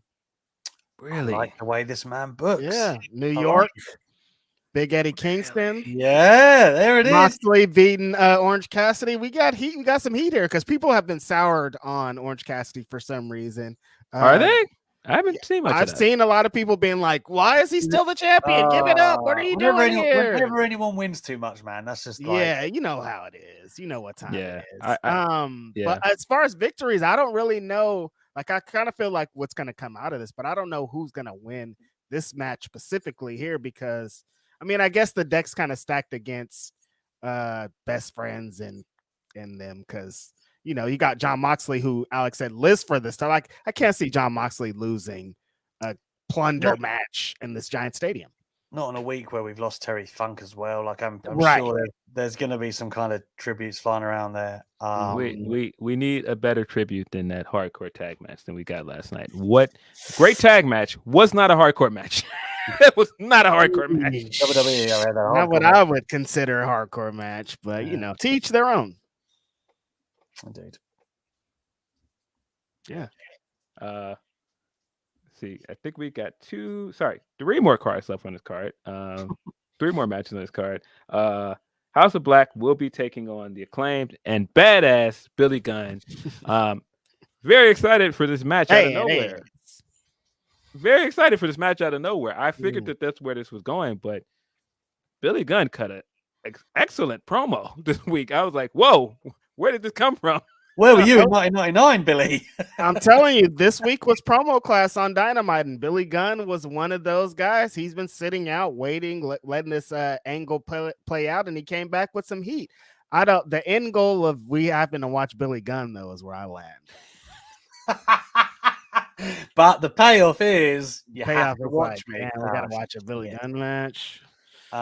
Luckily, his sons aren't there too. I'd be out of here. But see, I don't think that's the payoff. I think the payoff is the Acclaimed is still one of the hottest acts in this company, and they're going to get a massive pop in Wembley, and it's going to be awesome. Listen, they have a bunch of material they can use on England. Definitely. Let me tell you that. We are crooked as a motherfucker. And it's going to be a long ramp, so Max is going to have a long time to rap. We're going to need some extra bars, he didn't get more than a 16 out of that, let me tell you. Get the whole song in, bro. Just go for it. Jericho's doing it. Jericho is absolutely doing all 3 minutes of every single second of that song. He's doing all 3 minutes get his of ass cap points, man. I know what's going on here. Oh God, yeah. Castor is gonna have. I mean, even if he touches politicians and the royal family, that's 2 segs easy. But it's gonna be it feels spot on though. Like they are, big time over. We'll get an incredible reaction. I sense Billy Gunn will get an incredible reaction. By the way, DX royalty and all that good stuff. Right. Nostalgic British fans, but in terms of like the actual matchup, like I guess like fairy tale on paper, it's like Billy Gunn, he reneges on retirement, and then they get the big win, and that would be, as Reg says, one of the big pop moments. But also House of Black are like fucking freight trains, aren't they? Yes. I wouldn't like to see House of Black lose. I don't think I like the idea of the 3 of them moving on to big things. Let's talk CM Punk FTR maybe, or down the road or whatever. Like there are some pairings to get into there that are very exciting to me on paper. So as great as, I don't know, I wouldn't like to see House Black lose basically, but I could see Tony giving the victory to the Acclaimed and Billy. I could see it just from a crowd perspective. Yeah, it feels like the House of Black has more legs as the trios champions, because I think there's still so much that they could do, but all roads lead to big Acclaim pop with Billy Gunn, and they'll be able to do something good with it too. And I think that kind of plays along with the how we said about FTR is like tag team championships are already on Collision. Like, should we have the trios championships also on Collision too? So I don't, because the Acclaim kind of plays all sides at this point. They could just be on Dynamite if needed. So it's kind of leading me to believe they might be the ones. Yeah, I agree. Because, push come to shove and you still have House of Black on Collision. If FTR retains, you can just have Brody and Malachi face them for the tag titles. Exactly. And that's a good. That's good. That's good. That's good. I think Acclaim's winning here. I think that this is another one that's kind of easy to predict. Just the build to this seems to lead me to believe the Acclaim's winning. Yeah, it'd be wild if they did all this and Billy just lost. Billy left his boots in there and he's just like, I'm back. And I'm, going by the badass moniker again, and then just comes back and loses. That'd be kind of weird. Like, all right, what's the point of all of that? Right. But yeah, I do think Acclaim's winning. I do think they're just one of those acts that's just so hot that there's only so long you can keep gold off of these guys. They're just too popular. It just makes too much sense to put belts on them. And so I think that's where we're going. But I do kind of agree in some ways that I would like to see House of Black continue as a trio because they're just so good. The matches are good. They're so interesting together. But I do think you could still do other things with them, whether that be tag team stuff, whether that be single stuff from Malachi. There's other stuff you can do with them. Last two matches, world title matches. Yeah. 2 world title matches. First we've got Samoa Joe. We've got Samoa Joe challenging CM Punk for the real World Heavyweight Championship.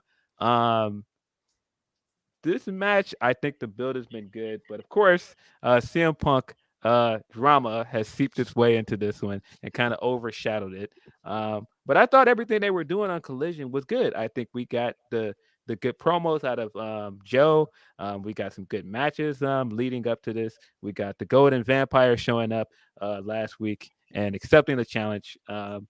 I'm excited for this match. I think the idea of taking something that's so niche, ROH match like this, and putting it on a big stage is interesting. And I'm very interested to see how that crowd reacts to it. Yeah, I think in terms of, it's not just a British crowd. I guess it's a hardcore wrestling crowd still. Right. I don't think anyone's going to be cold to the history of Punk and Joe. These are still 2 massive stars. Yeah, exactly. And I think everyone knows about the business in the mid 2000s, but like you said, how they deliver that modern day, and will there be kind of callbacks and stuff like that, which I assume there will be. I think the crowd will eat it up. Everyone knows Samoa Joe, everyone knows CM Punk. Even if you weren't clued in, right? Like there's a lot of reasons to be excited about the matchup. And I think even, I was talking about this the other day to someone when they were saying, and this is a whole nother conversation about Edge, but if they were like, well, if he did stay in WWE, then, who would you have him work with? And I think that's one of those things with CM Punk, because we were so happy to get him back, your mind immediately thinks of people they haven't worked with or that you want to see them do. But I actually think with Ring of Honor being bought by Tony Khan and kind of like stars aligning and Samoa Joe being there, fuck yeah, I want to see it again. Roll that dice, absolutely, line them up, show me again. Right. So I think this is a stage to celebrate what a magnificent milestone and just thing that was for Ring of Honor, really, right? Like if you are keeping that brand like you are right now, well, there you go. This is an important part of his history. You can see it firsthand. And if we go, Joe's going to have the belt too, the Ring of Honor TV Championship. Yeah, exactly. What? Oh man, what a great line this week of CM Punk saying, You're the king of television, where I'm the king of wrestling. Come take my crown. So awesome. So excited for this match. Again, obviously I'm a Punk fan, but also a Joe guy. Really excited to see them get this spot. And I was one of those guys that the first week of Collision, I was like, all right, this seemed like the thing that they were teasing right away, Punk and Joe.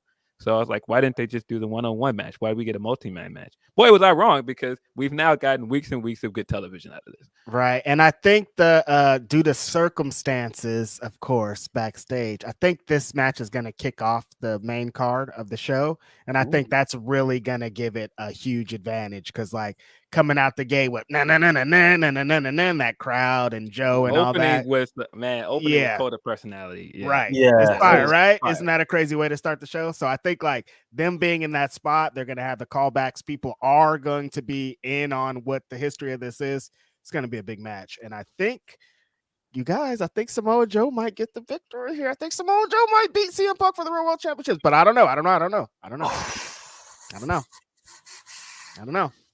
Oh, I mean, listen, I'm not against it. let me lay that there. No. I wouldn't mind seeing it, but oh man, I'm not sure that. I think the Brits.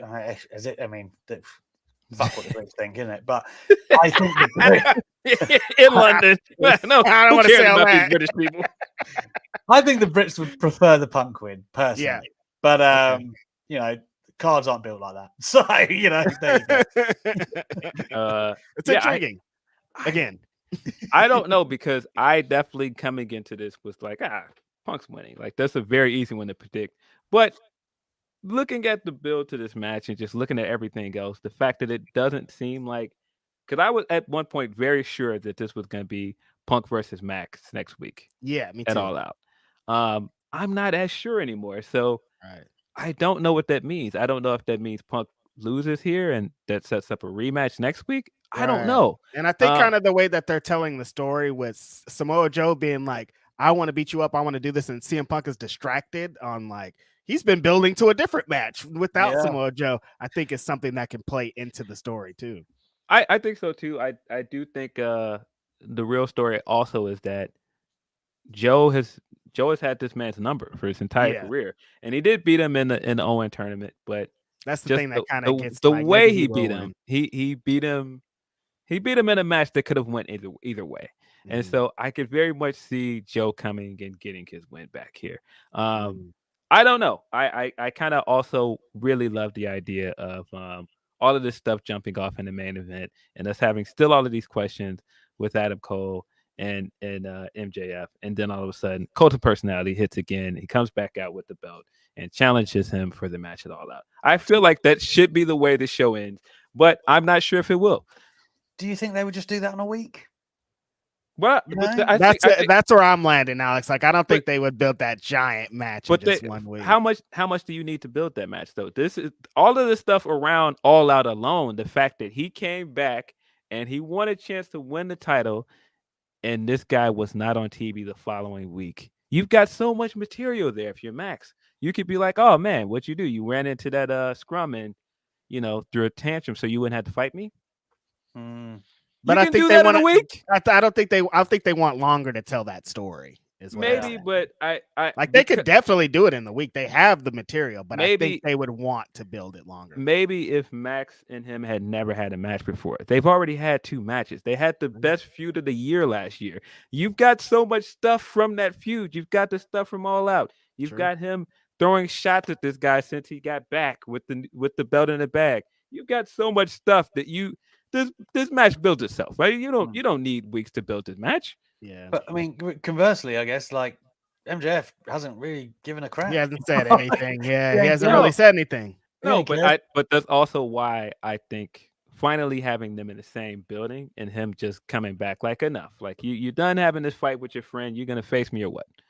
But again, I'm not so sure that that's where this is going. I do think that they can do that, but I'm not as certain as I was a few weeks ago. I just think circumstances are that at the end of the show, CM Punk gonna be on a flight back to America and not in that arena. On that Brock Lesnar shit. He opens, Yeah, he says, exactly. You had your match. Let's get this guy out of here. He can't cause any trouble back here. Get him out. Maybe. I don't know. But yeah, final match. He's gonna be trying to cause some trouble. How you know he not trying to go and leave and have him like a nice plate of fish and chips, like maybe a nice Pepsi, few beans on top of some toast, like absolutely not. Right. Worried about it. He's not chilling backstage with Ryan Nemeth. Let me tell you that. No. He is that man didn't even get on the flight. I'll tell you that. Come on, man. You can't bring all the stars, man. HM Hunk has to stay at home. Man. You can't bring all the stars. He's going to be watching the watch along with us at this point. Not in Wembley. Close this card off, of course. Adam Cole versus MJF for the AEW World Championship. Mm-hmm. Man, this could go either way. I don't know, man. I feel like all the story elements going into this. I do think the story will keep going after this because I do think they're going to win tag titles. But I'd like to think this is Max's crowning moment in AEW. Like everything, like the press he's been doing with the interviews, how he's been building this match and everything. I think at the end of the show, they want Maxwell to be holding the belt up and be. This is the future of AEW right here. Yeah, biggest show of all time. We built this guy. He was on the first match of the first All In. Like, this is the guy right here. Yeah, that's how I think the show's going to end. Yeah, absolute centerpiece. I mean, we've obviously alluded to like a lot of the machinations earlier of like, what can and can't happen. And the beautiful thing in pro wrestling for me is when I really can't call it, which is, when you watch as often as us, sometimes that stops happening. Like, in WWE, like when Seth Rollins won his first belt and they went, right, and your first challenger is Kane, you're like, oh, fuck. Like, WWE think, this is going to be a great one for Seth to look strong and win. You're like, I know. No, probably not. Yeah. You're like, I know what you think, but it's, But whereas here, because there are so many different directions you can spawn off, I guess the ultimate one would be that Adam Cole wins. And then after the match, it's like, does MJF just beat him the fuck up? Right. Like you don't know. And that kind of continues the, what if he didn't? And then it'd be like, and then you could get weeks and weeks out of, is MJF really cool with dropping it to Adam Cole? And just, again, that could all, obviously he wouldn't be, but you could drop it like that. I personally would subscribe to what Reg said about, it is about MJF. This is like the career peak for him already, which is insane when you think about his age and experience. And he is the centerpiece. He is the guy, and he's going to hold it up. And I think we'll get what I just said in reverse. It'll be like, is Adam Cole going to kind of stand behind him and acknowledge, or is he going to say, nah, I can't handle that? Because if we talk about the promo midweek, there seems to be that kind of burning thing inside where, he wants to prove that they're friends. But why is that? What are the motivations behind that? Does the title supersede that? There are so many different things. There are so many different things you can do with it. If you said to me, like, gun to my head, I would say MJF. Yeah, same here. Yeah, I think we're gonna get a reluctant Guerrero and name redacted ending to this show. I think we're gonna. I think there is going to be hints of splintering among them after this, because I do think that somebody's gonna go too far in this match, because that is the cold line we got last week where he said, I will do anything to win a championship. So I do think somebody's going to go too far in this match. It's going to expose, like, are they real friends? But I think reluctantly they're going to stay friends because they're also tag champions. Right. No swerve tomorrow, either one of you think?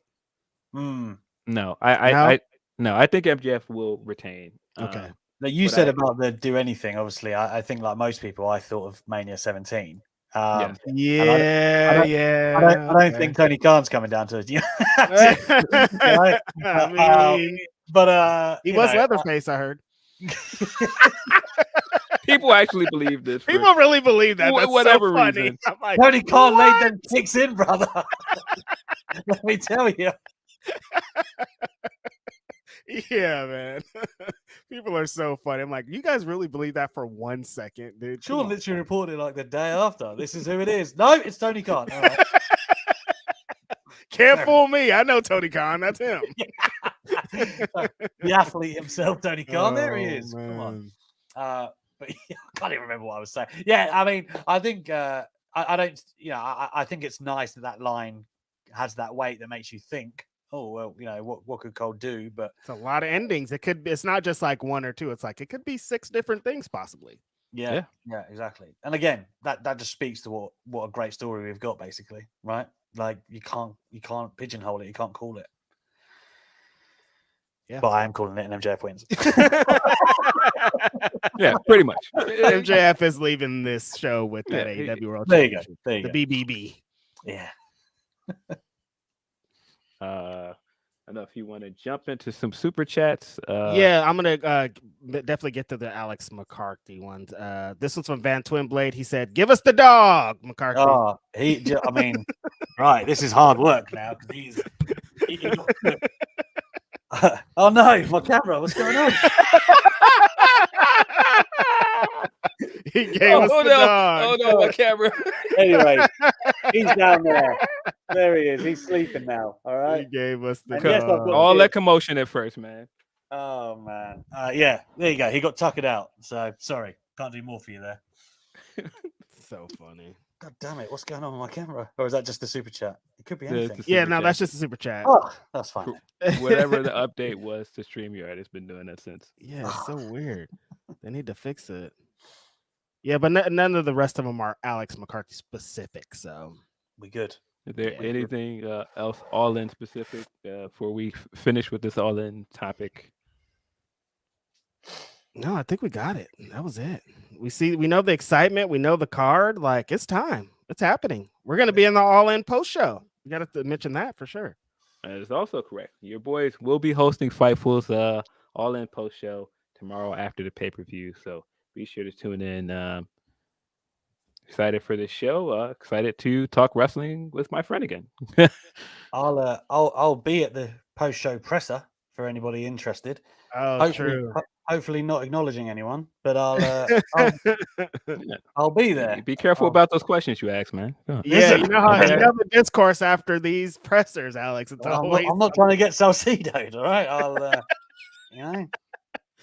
just tell somebody they have the match of the year, please. Match of the year. Match a year, man. Match a year. Wait a Match of the year, man. Match of the year. Match a year, baby. Like, yo, I don't know why that still remains really funny. So I funny think to Steve me. Paul is gonna think we hate him, but like, Yeah, no, I it's just still thought that was hilarious to really me, funny. man. Damien, match of the year. Match of the year. I just thought that Match was of the really year, funny. bro. I don't know. Whoa. Oh, man. Ooh, good stuff. Steve Paul is somewhere cursing us out, bro. Definitely 1000%. Oh. But yeah, the all in card looks amazing, but of course we have been, I think, putting off getting into like the low points of this week. Because I mean, did get into the Bob Barker thing, but we did have 2 deaths this week. Terry Funk passed away earlier in the week, which kind of put a dark cloud over the week, and then suddenly Bray Wyatt passed away as well. It's tough. But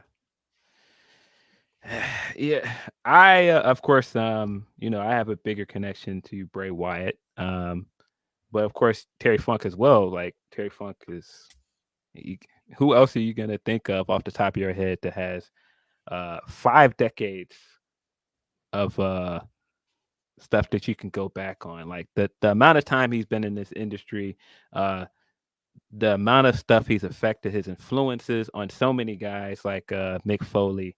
The fact that there could be somebody that does not know a completely different part of his career, like the NWA stuff, and only knows him as a hardcore wrestler.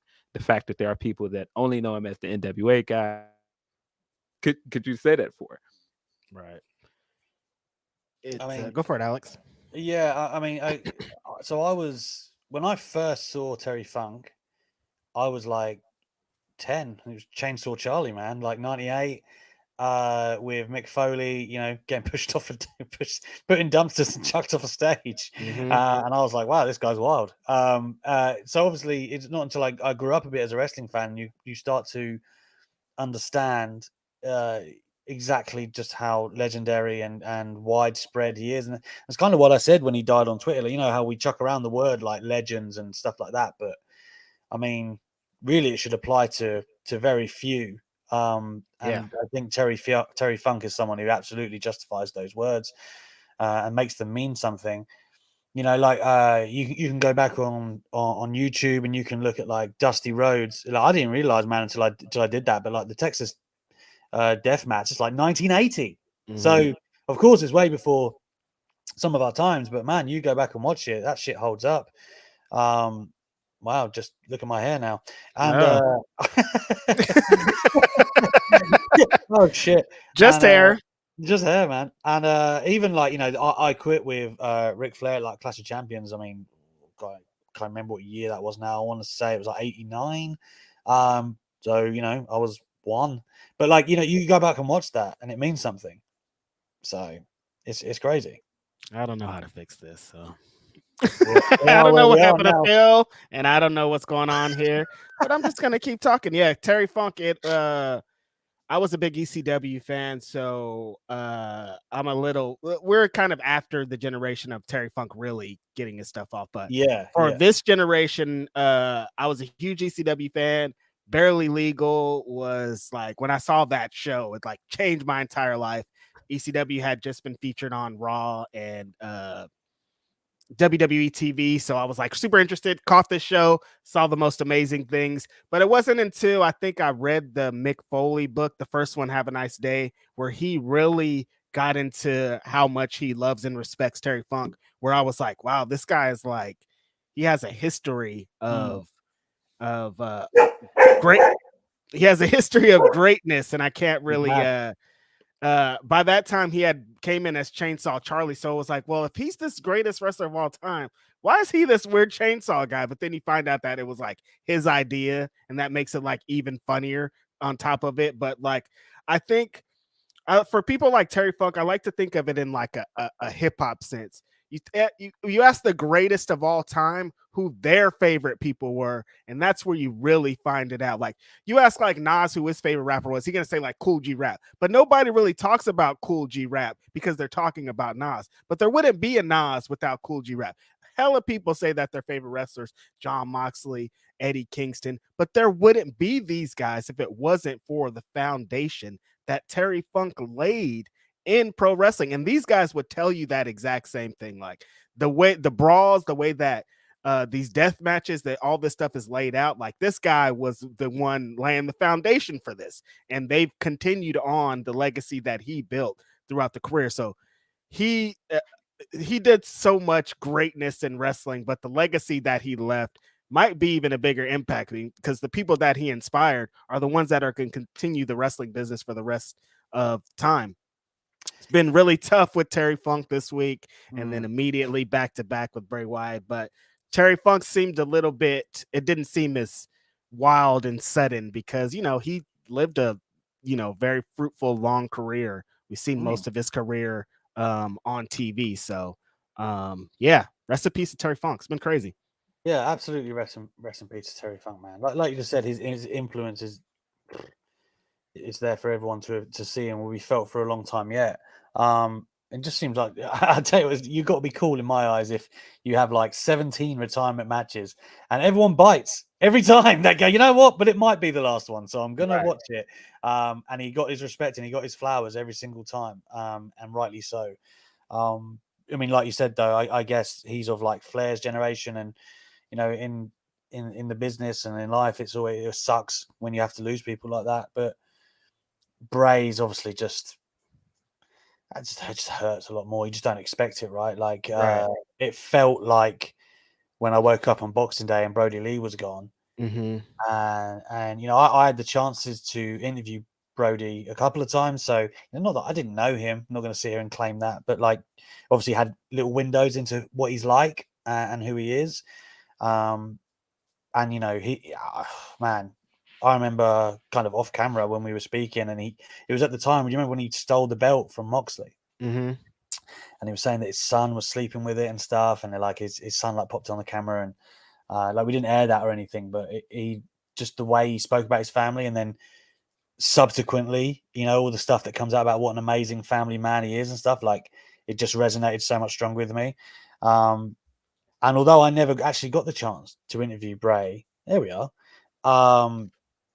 He was, to me, one of my like people that I was always rooting for. You know, like when you'd have people go, and they were right. You know, the Fiend was really hard to book at one point. It was very difficult stuff, but I was always rooting for Bray, you know, or Wyndham, the person, to kind of come up trumps, because I was just such a big fan of like the original Bray Wyatt, right? Like the cult leader, and I felt like he had so much traction, and he had that ability to grab people that seldom happens actually in the wrestling business, right? Like you watch a lot of people in their early careers kind of meander their way through what they think a promo is, right? Like trying to deliver that. Whereas I always felt like Bray had that kind of innate ability that, you know, people work years.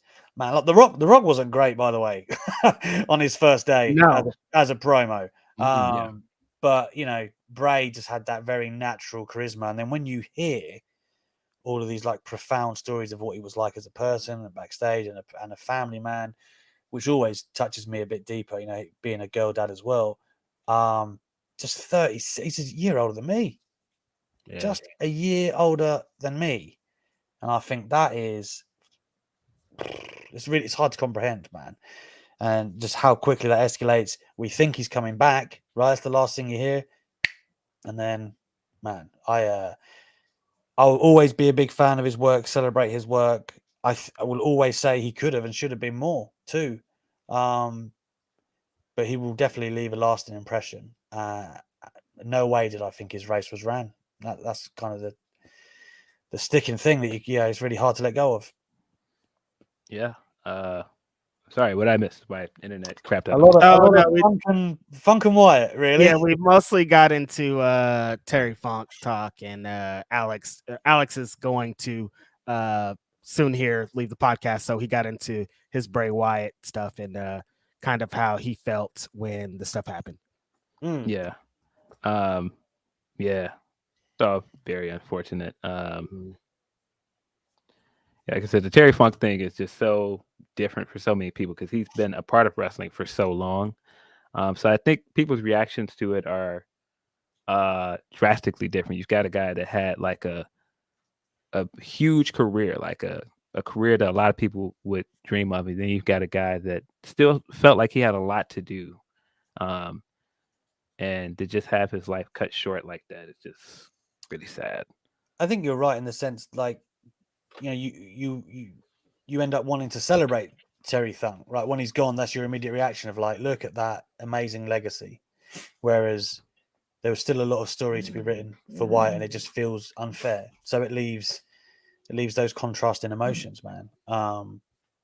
I mean, it has been cool though to see a lot of the, you know, almost immediately on Twitter there was a lot of just his best, coolest moments. You know, I posted the ones that just kind of immediately came to my mind. Obviously, even his return last year at Extreme Rules was incredibly cool, right? Like, yeah, it's rare in the WWE landscape that happens like that.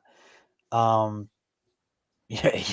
even the I still love the finger point when Roman's hitting the spear as Wyatt's getting the pin. Like that's just such an, you know, I'm sure they didn't sit there beforehand and go, and I'll do this and I'll do that. It's just that kind of organic, cool moment. Yeah, just this. I was just a big fan of Bray and not ready to not see him again, basically. And that's kind of, that's where you land. Whereas Terry, quite rightly, man, we should, and Reg perfectly sums it up, in fact, of how profound his influence is on the business. And, you know, even if it's subconscious, sometimes you will be celebrating him because he's touched so many performers that you enjoy today. Yep, for sure. Yeah, we've kept you for super long. I know it. I'm literally watching the sun go down from my screen over here and watching it get dark in your place. it feels a little bit off to go from like Death Talk, but also like ask you to like plug stuff that you're doing. Mm-hmm. Yeah. But of course, do a great job with the interviews you do. Always see stuff you're doing out there. When we've managed to be like in the same place, weirdly we were at Sportskeeda, the same place.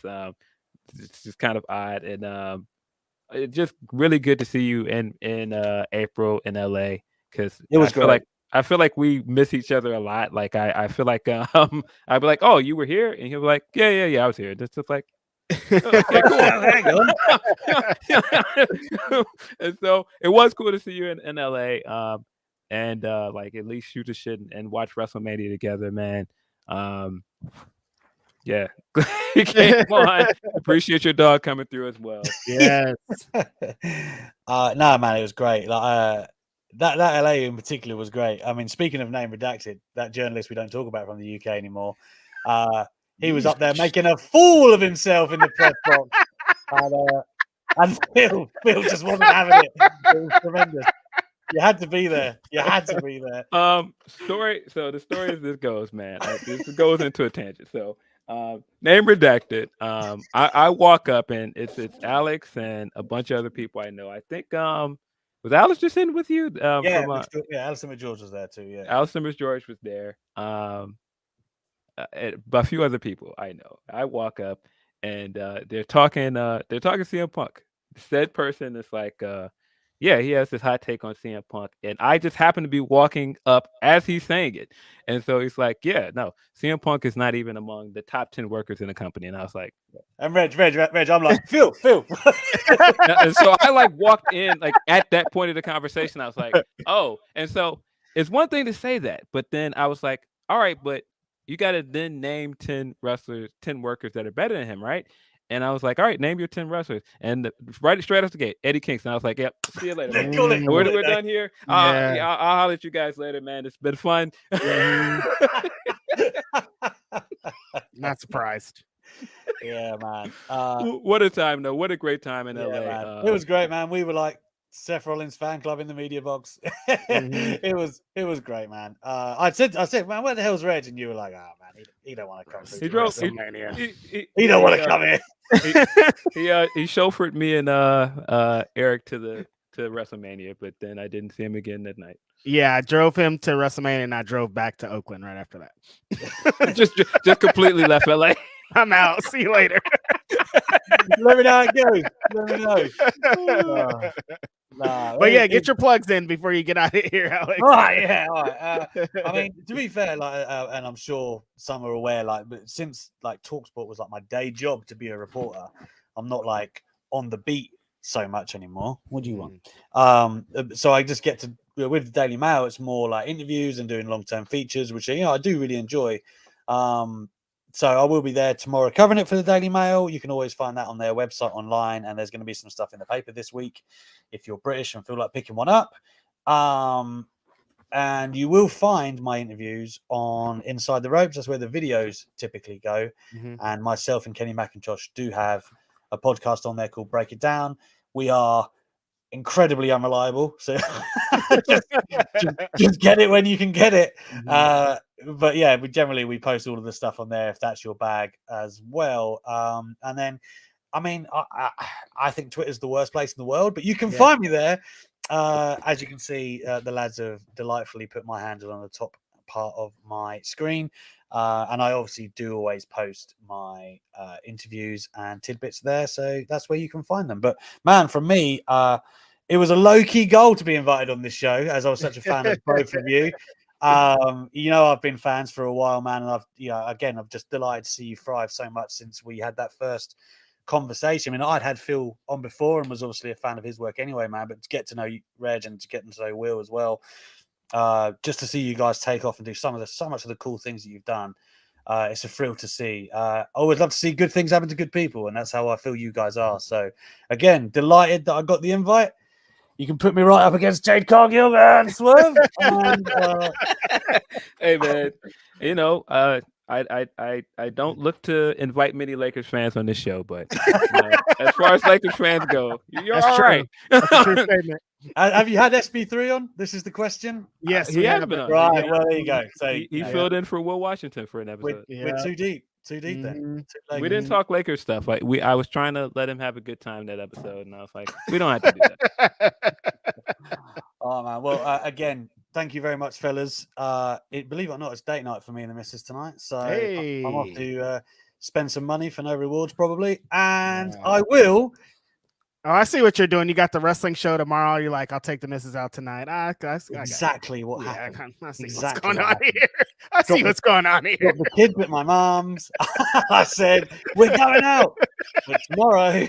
Tomorrow, I'm very busy. See you later. But again, yeah, thank you very much, fellas. And yeah, I'd love to do this again sometime. Yeah, Thank of course. Appreciate you, man. Bye-bye, lads.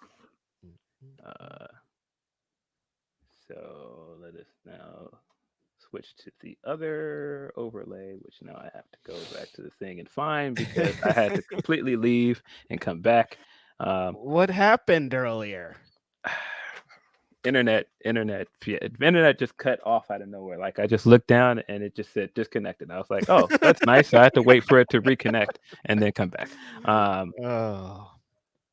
But yeah, Alex is great. Friend of the show. Yeah, always fun. cool. Always cool to talk to him. Like I said, it was a hoot to see him in LA. Just legitimately good guy. Right. We're gonna continue some Bray talk, so might as well get into some super chats because a lot of them are about Bray. So right. Chris says this one isn't about Bray, but we're just gonna go to the super chats. Is AEW going to Chicago too much? Seems to have trouble selling tickets to Dynamite and Collision of All Out Week. What do you think about this, Philip Lindsay? Is AEW in Chicago too much? I mean, my obvious answer is no, but I don't think it's a matter of them being in Chicago too much that they're having problems selling for those two shows. I think you split the audience by having both of those shows in Chicago in the same week. Facts. It was going to be hard to sell for 3 shows in a week, Mhm. and I think that's what we're seeing. Right. And isn't the Dynamite show like totally somewhere else? The Dynamite show is out in Hoffman Estates, and then you're trying to sell United Center twice, back-to-back days, Saturday and Sunday. Like just selling United Center once is a fucking task, and you're doing. I would wager when they come back in November, you're not going to see the same issue because it's just the Dynamite that week. Okay. Yeah. So it's gonna be fine. Phil Shane come back to Chicago every 3 months. It's all right, man. Like I've been saying, like, look, just put another pay-per-view on the calendar for us. It's all right. Get him out of here. I've seen the complaints with All In London. Listen, you ain't got to go back to London, man. Come here. They lost their privileges like that. They, listen, man. I've seen a lot of these Brits talking, man. They sound real ungrateful, man. I mean, 80,000. They still like, hey, no, we need more. What's up with this?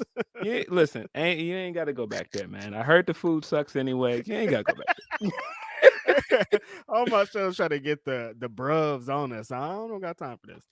Jared says an interviewer is supposed to ask questions. Most questions are cleared in pre-interview. Most of the outrage towards Denise is just performative. Yeah, AEW has someone on with us, and we sometimes have to send them all the questions we're gonna ask before we even get the interview. Like, there's so many things that are kind of connected to this. Yeah, PR has a job to do for a reason. Yeah, they have PR. Homeboy Eloquent says nobody had energy when Kobe died, and reporters asked players their memories of him the day of or the next day. Yeah, I think it's just a difference because people don't see wrestling the same way. Yeah, and so they think it's like, well, your job's not the same as another reporter. Right. And if you do the same thing over here, you're just kind of fishing for clicks. It's not that you're fishing for stories that people actually want to read and stuff. You're just trying to fish for clicks. And again, like, it's Denise, and Denise is doing it for her personal YouTube channel, so people are feeling a way about it. But I just don't think it matters that much. I think people are being a little bit ridiculous. Yeah, it doesn't matter. Chaos Control says we live in a world nowadays where the proper advice falls on deaf ears for those that need it, and open ears are for those who already know it. Wait, let me see. Let me read that last part again because I think I screwed it up. Where the proper advice falls on deaf ears for those need it and open ears for those who know it already. Okay, yeah, I understand what you're saying. Yeah, I can see what you're saying. But yeah, I think the stuff with Denise, I think anybody, if that's related to that, I think anybody that has good advice for her is not going to go to Twitter to give her that advice. Exactly. Bobby Decibel sent in a super chat. No chats, but appreciate that, Bobby. Oh no. Whatever you meant to send us, just throw it in a regular chat. Yeah, if throw you it in want. there if you meant to. Sometimes it does that in there. It's in there again. I'll see. Uriel Landeros says, I'm late showing up. Apologies if it's already been addressed, but did Denise give in and agree to take part of your guys' live show?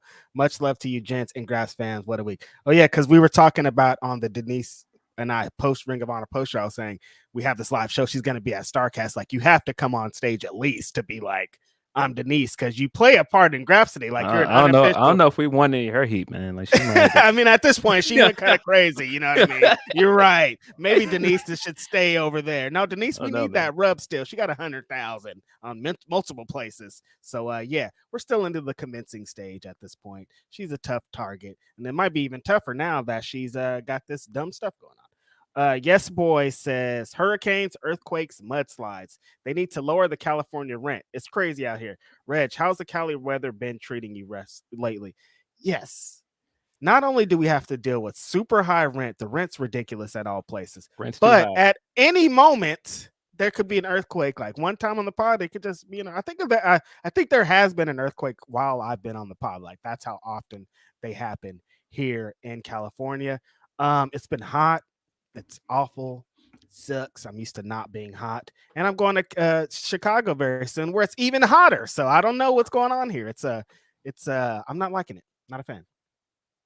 Yeah, it's cooled down a little bit here. It is no longer triple digits. I mean, you ain't got the tank top on. You ain't showing the guns today on the show. So I figured it got a little better over there. Feel a little cooler. Ronald Hollick says, wait till Excalibur match announcements on All In between Dynamite Collision and for All Out.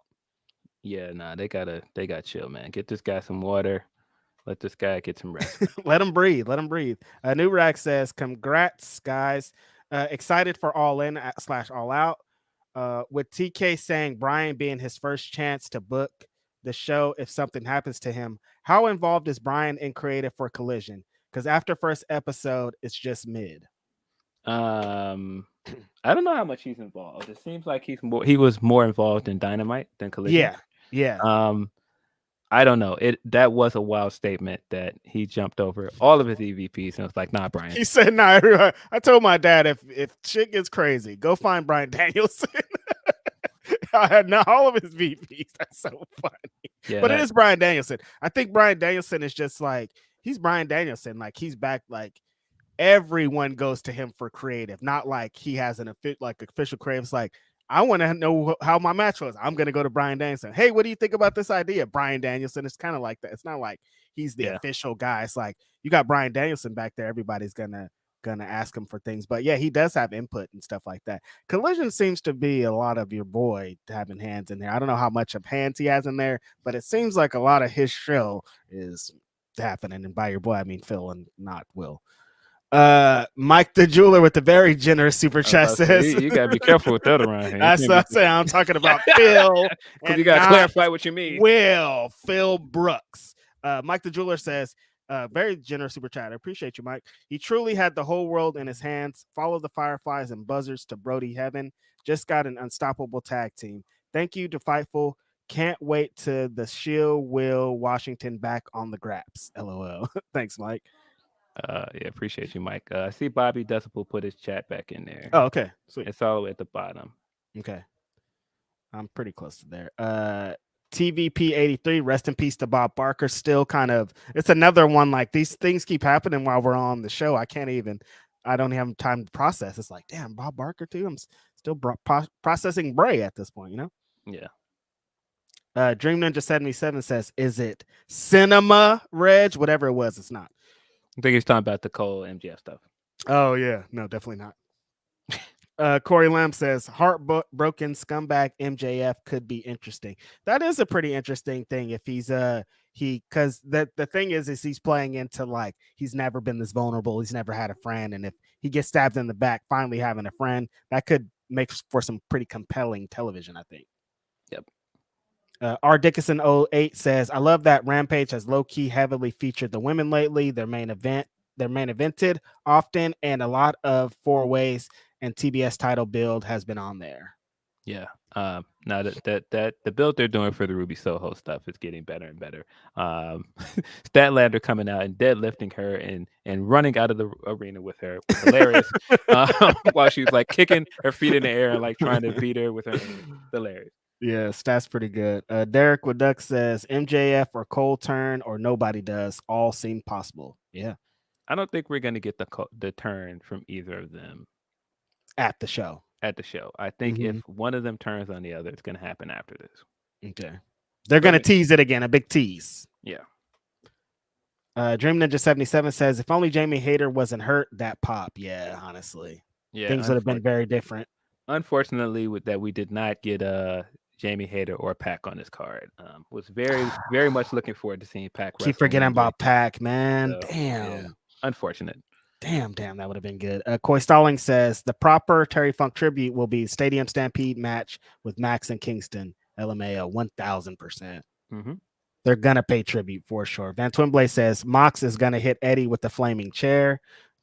Possibly. Van Twinblade also says Kingdom cost Cole and MJF the tag belts. Kingdom interferes in main event, and Cole is the mastermind. Cole wins title. That's kind of something I thought about too. Is Kingdom? He's been orchestrating this whole thing with Roderick Strong from the beginning, and that this is their payoff. Yeah, that'd be interesting. Definitely would get booed out of the building. Yes, exactly. It would work. Jake Salazar says, RIP Bray. I know I gave him crap for wrestling, but my thoughts and prayers are with his family. Truly, this is sad considering how young he was. That's a good place to transition, I think, back into Bray talk, Jake, because people have been coming at me this week like, oh, well, you used to talk about him like that. Why this? These are two separate things, you guys. I could not be interested in somebody's art and not want them to die or be upset when they die. Like, what's going on here? Like, how are we correlating these two things? He still did a lot for the wrestling business. He's still one of, like, if you're talking characters in WWE, like, there's not a lot. Like, he's high on the list. One of the greatest of all time. If you we're know talking what I mean? Character work, he's one of the greatest of all time. Yeah, and there's like, it's WWE. They're full of characters, but like when it comes to like that, he's well known. He's up there. The things that he did. I think the most important thing for me and what I like most about him is wrestling is so traditional based. It's just like it's so much rehashing. It's just like, let's remix what we did in 1980. We want to see Russo and Jim Cornette are just trying to do old shit, blah blah blah. But Bray Wyatt was never about that. He was always trying to do something different. He was always trying to do some innovative moving forward thing. Even if it didn't get over, it still was an attempt. I'll take the attempt over boring old same thing, because that's at least trying to do something. And that's why he has this legacy that he built. And Phil, honestly, before I knew when people came for me that one day, the Bray Wyatt day where I said the 5-star thing, people came at me hardcore. And I was like, okay, people really, he really touched people. But yesterday or the day that he passed and people were giving their tribute, like, wow, it's even greater than I had expected, like the mark that he left on fans and people around the world. Yeah, I mean, just looking at it's tough to say because, of course, nobody is ever going to come out and say anything negative about somebody like right after they die, unless they, did some awful things when they were here. But the fact that so many people in the locker room echo this same sentiment about how welcoming he was always the first guy to welcome people in. The fact that he stuck his neck out for people like Selena and the story she told about her trying out, and he was the main one being the cheerleader out there. Like, that's the stuff that that's stuff that we don't know. That's stuff exactly outside of kayfabe that we would just never know. And people pay tributes like this when people die, but not like this. Like, this feels different. It feels like, no, this guy was it was different than we even had known. And I think that's what it is. I think part of people getting upset at the Denise thing is that you can see how visibly uncomfortable Paul was, because you could see how upset he was about it. Mm-hmm. And you could just see how visibly upset a lot of people are. Like when Rollins did his video, and when Alexa did their videos, and you could see them like trying to hold it together. It's just really sad, man. You just think about like his family, Bo Dallas. You think about JoJo. They were a few months away from getting married, man. They were going to get married in December. Got 4 kids at home, man. I think he's got 4. He may I might be misquoting, but man, it's just that part about it, like his social stuff, man, and just like all of his loved ones, his friends, and all, just the amount of people that were saying hoot yesterday. Yeah, just that stuff in itself is sad. And then when you just look at what he brought to this business, who he was, and I've made it no secret. Every time I come on this podcast, I'm a big Bray defender because I was a fan. I was a big fan of everything he did as a promo guy. When he cut a promo, you stopped and listened, because even if it was like, I have no idea what this guy is saying, he just knew how to cut a promo. He knew how to bring you in. Even if you were like, this sounds like gibberish, he didn't think it was gibberish. He knew exactly who that character was. He knew exactly how to sell it. Wasn't gibberish for him. Like there was a story behind all of it. And he always knew of a way to get you hooked into this character. I don't care how many times he somehow hit a roadblock and it seemed like, oh man, this is it. You're gonna have to exit this thing out. He find a way to reinvent himself and get people interested again. I mean, when you just think about just his story from being a part of the Nexus and leaving and going to NXT and coming back as Bray, and just how big of a turn that was for him, how monumental that was for him, not just for the NXT run, but then coming up as the Eater of Worlds and having this massive run with the Wyatt family, and then reinventing himself again and doing the Fiend stuff, and then reinventing himself again this time around last year. It's sad, man. It's just when you think about all of the chances that they had to really push this guy ahead of where he was, and he didn't really get to the tippity top like I felt like he could have been, but he would still somehow come back and still get people interested again, and then it would seem like something else would happen. I mean, like Alex said, the update we got last week was that he was coming back. We got an update last Friday that he was ready to come back. They were finally ready to clear him, and so yeah, it's just horrible news. But you cannot discount the impact that he had on this industry. Not just the impact he had on this industry, but the impact he had on fans. The way that fans connected with him was just like none other, man. I mean, just watching all of the stuff last night, just watching the video packages and stuff like, and that's why I've never agreed with people that are like, oh, well, he's great and he's thought provoking, he's captivating until the bell rings. That stuff doesn't matter with him. And I know people be like, but of course the wrestling matters. It doesn't. 5-star matches, none of that stuff defines his career. The way that he touched people, the way that he made people feel like a kid again watching wrestling, that's what made him who he was. That's what's going to make him a legend. And there's a lot of people that are like that too, that like 5 stars don't define them. There are a lot of people that 5 stars do define, and that's the beauty of wrestling, is some of it could be this and some of it could be that and some of it could be the other. Yeah, it just, I mean, just when I think about how many things I've watched to his that, whether you hated this guy or you loved him, he managed to make you feel something. And man, watching that Miss Teacher promo, and I've watched it several times, like I always like, there's no way you're not fist bumping at the end, because there's just a message in it of defiance of, you're not going to tell me that I'm less than, I'm going to prove you wrong. And he spent his entire career proving people wrong. And that's a message I feel like that goes beyond wrestling. Anybody can relate to that. And he's a guy that didn't fit any of the aesthetics. I mean, whether that be his weight and all this other stuff, the way he looked, he didn't fit any of the aesthetics. And then he's coming in and doing this crazy like horror gimmick stuff. None of this fits any of the aesthetics, and he somehow managed to make that work. And I think will go down as one of the most memorable characters and superstars in the history of the company, in spite of all of that. Yeah, it's seeing that lasting legacy of what he left, and kind of how a lot of people posting videos of like him interacting with kids or kids being fans, when that character statistically and historically isn't like for children. Like he's supposed to be like scaring the children, like with his lore and the promos and the darkness and all this.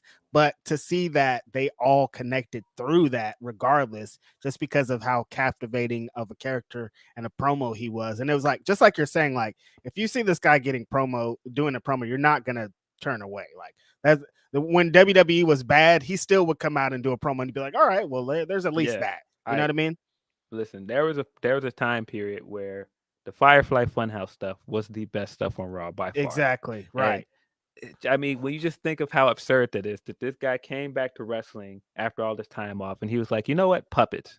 Yeah. And anybody else, you'd be like, puppets. Sure? This is not going to work. And Right. he got it to work. And the reason he got it to work, he managed to do this great thing where he would find the right balance between doing the traditional kayfabe stuff and doing character stuff that people want, but he also was very good at bringing people in and getting them to engage, getting modern fans that care about knowing stuff behind the scenes and that want to go and read all this stuff, and getting them to like continue to research and overanalyze these things. That's what made the White Rabbit stuff great. That's what made the Firefly Funhouse great, because he always had these winks and nods in there, all this like self-referential humor in there that you could go back and dissect. And he always found a way to make you feel like you were in on the joke with him. And he never made you feel like you were out of it. Even if, like I said, it was kayfabe and a character, he always found a way to bring you in and leave some little Easter egg so people be like, oh, what was that? What about this thing? Like it's always some kind of mystery attached to it. Yeah, and in a good way. And I think that is just, I think he was just such an innovative performer in that way, because not a lot of guys know how to do that. Not a lot of guys know how to find that fine line between kayfabe, but also like blur it sometimes and bring the crowd in to interact with him. Like I said, I think that's just what made him so great. That's what made the Firefly Funhouse stuff great. That's what made the White Rabbit stuff. I mean, that White Rabbit stuff was fire, man. Yeah, people really like that. Those videos going around of them singing in the crowd to the acapella, just great stuff. Like those visuals of the Fireflies, everything we've gotten with just how fans were just so engaged with this guy. It's like, rare. did I go to a wrestling show where that happened? Was I at a WWE show? I'm like, why do I remember that? So weird. With the red light or just like the White Rabbit stuff. I'm like, there's no possible way that I went to a show then, but I think I did. This is so weird. Yeah, but man, just he's given us so many great memories. I wish that he had a chance to really play up some of the stuff from his return last year and really get a run this time around with this character, but it's unfortunate. I think one of the best things we got out of last night was LA Knight acknowledging what that feud did for him. LA Knight cut an extremely great promo where he promoted the Miz match and got back to giving Bray his flowers as well. I thought he did all of it very well. If you were wondering, like, are people exaggerating if LA Knight is a guy that they should push, I feel like last night answered that question, like unanimously answered that question, because he was tremendous last night. Got the big win over Finn Balor as well, but I think the promo said a lot, and I mean it's so fitting that he, as a promo guy, and Bray being a promo guy, and that's how he got over last night, by doing a great promo, and starting it with the Bray stuff, then promoting the Miz match, which I think all of this Miz stuff has been really good. The storyline they're doing with that is great. I think the pay-per-view match is going to be good, but then ending it with Run, I was in tears, man. I can't even lie, like, because it just, again, it's how much he meant to the wrestler and to wrestlers, how much he meant to fans, just how much he meant to people, man. Yeah, it seems like he touched a lot of people's lives, man. It's like you get hung up on a lot of the extracurricular bullshit and matches and this and shit with Seth Rollins and Hell in the Cells and Big Hammers and shit, but underneath that was somebody really trying to change the wrestling business, man. Like I said, he was thinking out of the box, even if the out of the box shit was ridiculous, it still was out of the box stuff. And I think that is going to be the lasting legacy he lives on, as being like just a super creative guy that was consistently and constantly trying to level up and do something greater than what he did. But like I said on the Ring of Honor post show, all of this wrestling shit is fucking secondary to him being a husband and a fucking dad and a family guy, and how all of his family felt about him. That's the most important stuff here, man. His kids are gonna grow up without a dad. It's just so sad. Like the wrestling stuff, cool, great. I'm sorry, glad he inspired everybody, but like him not being able to be around for his kids is what's really unfortunate here. Yeah, very, very sad. But everything you hear about how, private he was with his family life and how intimate he was with his family, how much he loved his kids, like, yeah, that makes it so much sadder, man. But of course, rest in peace to Bray. Yeah. Condolences to his family, his friends, his loved ones. I believe in condolences to his fans, people that are grieving the loss of Bray Wyatt. Yeah. It just, I would have never guessed that was the way this week was going to end. No way. And it put a damper on so many things.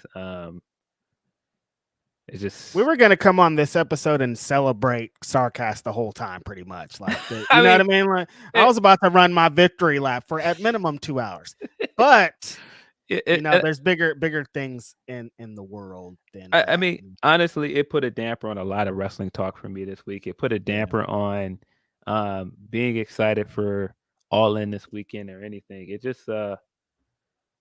just tough to just be up for a lot of this stuff, knowing that he is gone, and it's still really hard to process it. And I'm sure it's totally different if you know him and you have a personal connection with him.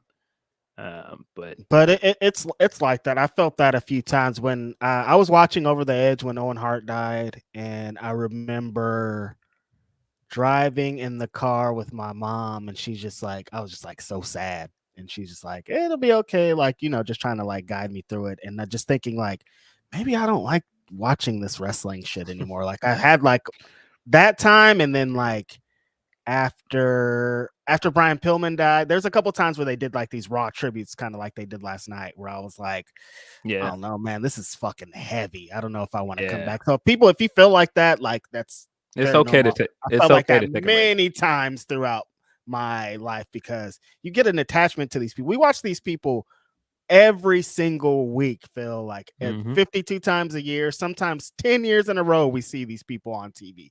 We get a connection to them. I see why so many people are connected to them since 2012, 2013 or something. People have been seeing this guy consistently on their screen. They've gotten to him. Beyond that, now it was like it wasn't like this back in the day. Now you're directly connected to them through social media and other ventures, where we could see even beyond the great stuff that they do on TV, get even bigger connection to them when we see what they do off of the screen. So it's just tough, man. So condolences out to, just like Phil said, his family, friends, you guys, the fans, like everybody that is grieving right now, sending love out to all y'all.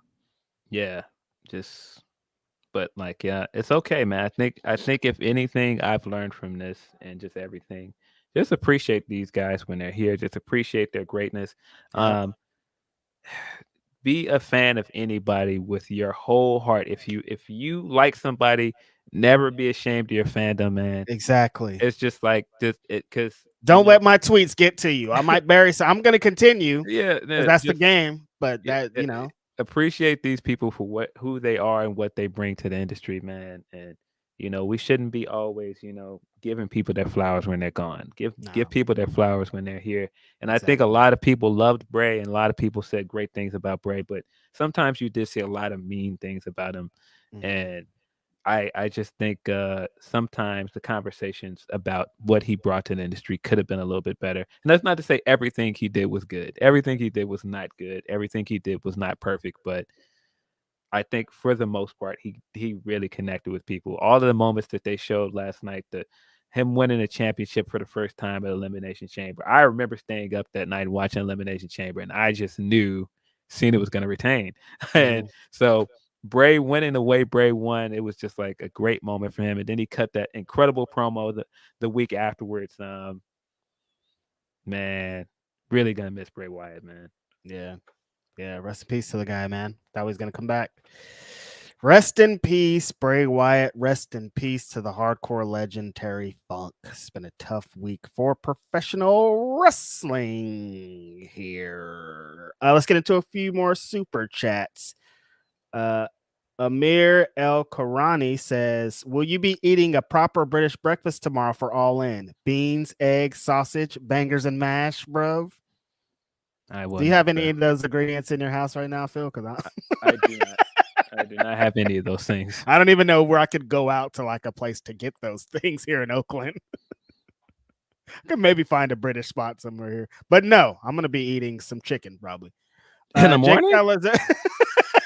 Bro, you just eating cold chicken with orange juice? In the morning is hella funny. What? Chicken and waffles, Phil. Come on. Jake Salazar says we need Jeff Jarrett on the card. What card? You gotta chill out, man. Yes. Jeff Jarrett don't need to be on the card. Yeah. Jake also says I want Bret the Crying Man Hart to come out with FTR and Goldberg to come out the Young Bucks and Goldberg just spear all three and leave. Why do you want that? That sounds awful. Van Twinblade says Jake needs an exorcism to get rid of evil takes. I agree. We need to get him out. We need to send somebody in there to get that evil spirit out of Jake. Jake responds by saying, my takes are great. Y'all just don't get it. Usually people with wild takes, that's what they first say. Is like, y'all just don't get it. But I think we get it. Mir also says, Bret Hart says, Bulldog spent the night before SummerSlam at Wembley freebasing and was shot 5 minutes into the match. Do you think anyone will keep the tradition alive, or is this generation soft? Yes, well-known story about the 1992 SummerSlam match that people regard very high. Alex made some great points too. He's all there's this history that they have with Wembley, but there's only been one show there, and the card was pretty god awful besides the main event. And I think Ric Flair and Macho Man maybe wrestled there, something like that. But most of it was pretty terrible. But going into this match, there was a big build up. British Bulldog, apparently, Bret Hart tells in his book, was blown up 5 minutes into the match because he was doing crack the whole day before the match. Like he didn't know what was going on. Bret said he couldn't even find him days before, because usually Bret likes to get with this opponent. This is a huge match. Go over what they're going to do, kind of lay the foundation. He said he couldn't find him to lay the foundation for like days before it. When he finally found him, he said, Bret, I've been doing crack. He said that to him. Sorry, Bret, you couldn't find me because I've been gone doing crack. This is all documented, not me. This is Bret Hart telling it in his book. So yes, the history of Wembley is what people can consider the greatest match in the history of that building. One of the people was either hungover or still high on crack cocaine. Do I think the tradition will continue tonight? Please don't. Yeah, I think this generation is soft because I don't think anybody's going to be doing crack that's there. I'm trying to think. No. Nobody's going to be doing crack that's there. Yeah, no crackers there. There's some crackers there, but not anybody doing crack there. Van Twinblade says Jake Salazar can't cook. He give me food poisoning. Not food poisoning. Shit, your food raw, bro. Do we have humpers? Because those are all the same. Yeah, I'm pretty sure we have a bunch of humper chat. Thank you guys, of course, for submitting. Y'all are super cool, and yeah. Tough stuff, you guys. We'll try to end this a little bit happy. Waiting on the screen to refresh now. Yeah, we'll get into some like what's some positive news to end this? Because I'm like, we can't end on this somber note. Rest in peace to the guys. From Night Fiend for Grapsody. I just want to say we need to spread more love in the world. I hope people can see complaining about a car and question is so dumb. Rest in peace to Bray. You were an inspiration to so many people, including me. Hopefully you and Brody found each other. Criticism is fine. Criticism of the card is fine, but I think there's a difference between criticism and people getting a little incessant with their talking points. I think once you made your point, you've made your point. But you made it. We got it. people just showing up over and over again to make the same point. Like, and another thing, it's like, no, you did it, dude. Like, we don't need more. Yeah, at some point, like I said, at some point you've made your criticism, and then it goes somewhere else. And I mean, I know we're wrestling fans, so we all do it in some ways. But We are. yeah. But yeah, I agree. I think we do need to appreciate these things for what they are more. I think we all kind of take this stuff for granted sometimes. We do. From friend of the show, from Smiley, afternoon boys. Hope you guys are doing well. Though as all next week should be fun though. Reggie, have fun fighting my dog for her favorite couch. Tracy, of course, is giving me a place to stay. She just wants everybody in the world to know. Yes, I will be in Chicago with my friend Tracy. I'm very excited to see you, Tracy. Thanks for that phone call yesterday. I just know you like to hear that. Don't call me anymore. Text me. Don't call me anymore. Don't call me no more, and don't text me no more. Love you, friend. Bizarro Big L. Phil is 100% on the Taco Bell take. My local spots are so much cheaper. Trust you guys to not call my ex again. What's going on here? Trust you guys to not call my ex again while I'm channel Bob into my golf, trying to channel Bob into my golf game. Appreciate you both. I came in late in Grapsody, but you are a bright spot in the sad days. Thanks, guys. Thank you. Appreciate you. I now I remember. He said he was listening to us and he had his phone in his pocket. And that's right. And he butt dialed his ex. That's right. Yeah. Sorry that happened to you, buddy. You gotta be more careful. I love it. You gotta be a little bit more careful when you got the YouTube app open, man. From Black Phoenix brand, happy Grapsody, fellas. Just want to drop a line just to talk about how wrestling can be such a roller coaster, from the highs of you guys doing Starrcast All In Sunday to the lows of losing Terry Funk and Bray within 24 hours. Life is wild. Absolutely, man. And it's not just that. I mean, just personal life stuff that it just, everybody has stuff. Everybody has baggage. More, yep. And it's just like it. I think, again, that's why I think we take this stuff for granted, that a lot of times wrestling is supposed to be our escape from a lot of these things. Exactly. And it's supposed to be fun. You're supposed to be enjoying this stuff. And that should be stressing me out sometimes. I'm not supposed to be stressed. Why am I stressed out? And it's not the wrestling ever. It's the goddamn fans. So I don't know what's going on here. Yeah, sometimes I do think we gotta stop wanting things to be perfect or the way we want it, and just accept it for what it is. It's never going to be perfect. It is, man. It's impossible. It's never going to be perfect. And I think sometimes we do just gotta, stop to smell the flowers. It's hard to say that when you're in the midst of it, because everybody wants to see the stuff they want. Everybody is very entitled in some ways, so it's hard. But that is all of our Humper Chats. I didn't want to end on just Bray stuff. We did get some good wrestling this week. I do want to try and get some wrestling talk in here. Yeah. We did talk a lot about All In, but I did think it was good stuff on WWE this weekend.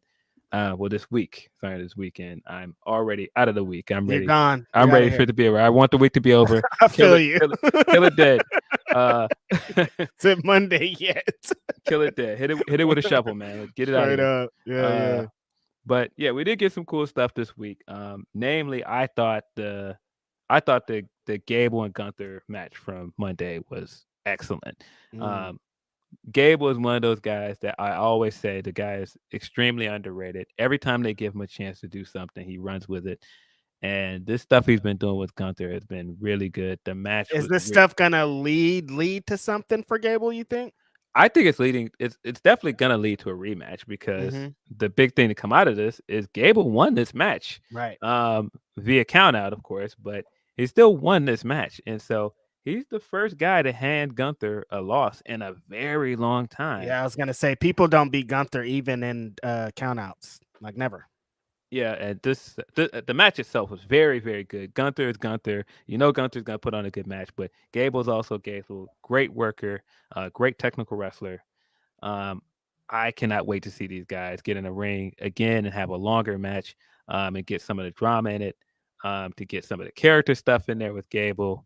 I don't know if that's going to end up on the payback card, but I have to imagine it's going to end up a pay-per-view match at some point. Yeah, I would think that's where it feels like they're building up to that, and that's on a couple. Was that next week or no, 2 weeks? 2 weeks, something like that. Well, payback? Yeah, payback. Payback is next week, isn't it? Isn't it next Saturday? It's the same weekend as All Out. I believe it is. Isn't it? I think it's next Saturday. Aha! So they're gonna be going head to head with Collision again, huh? Yeah. Let me look that up to make sure I'm not crazy here. Yeah, September 2nd. Aha! Interesting work we got going on over here. It doesn't matter for WWE though; they're cooking. The show's probably already sold out, and everything's probably good. They're also building to your guy in Shinsuke Nakamura, right? Shinsuke Nakamura. I heard a lot of people talking about this promo this week, and that they liked the presentation of it. Oh, I thought the Nakamura vignette they did was excellent. It's weird to me that it's taken them so long to figure out that they could just do cool stuff with him thematically and just put subtitles on it. You don't need him to speak English. Nope. And I thought this was really good. Him revealing what he whispered in Rollins' ear. What he whispered is, "I know about your back," and I was just like, Shinsuke, we all know he said that. We all know, and that's a wild thing to whisper to somebody too. I know about your back. I know about your back. Shots, baby girl. Let me see them.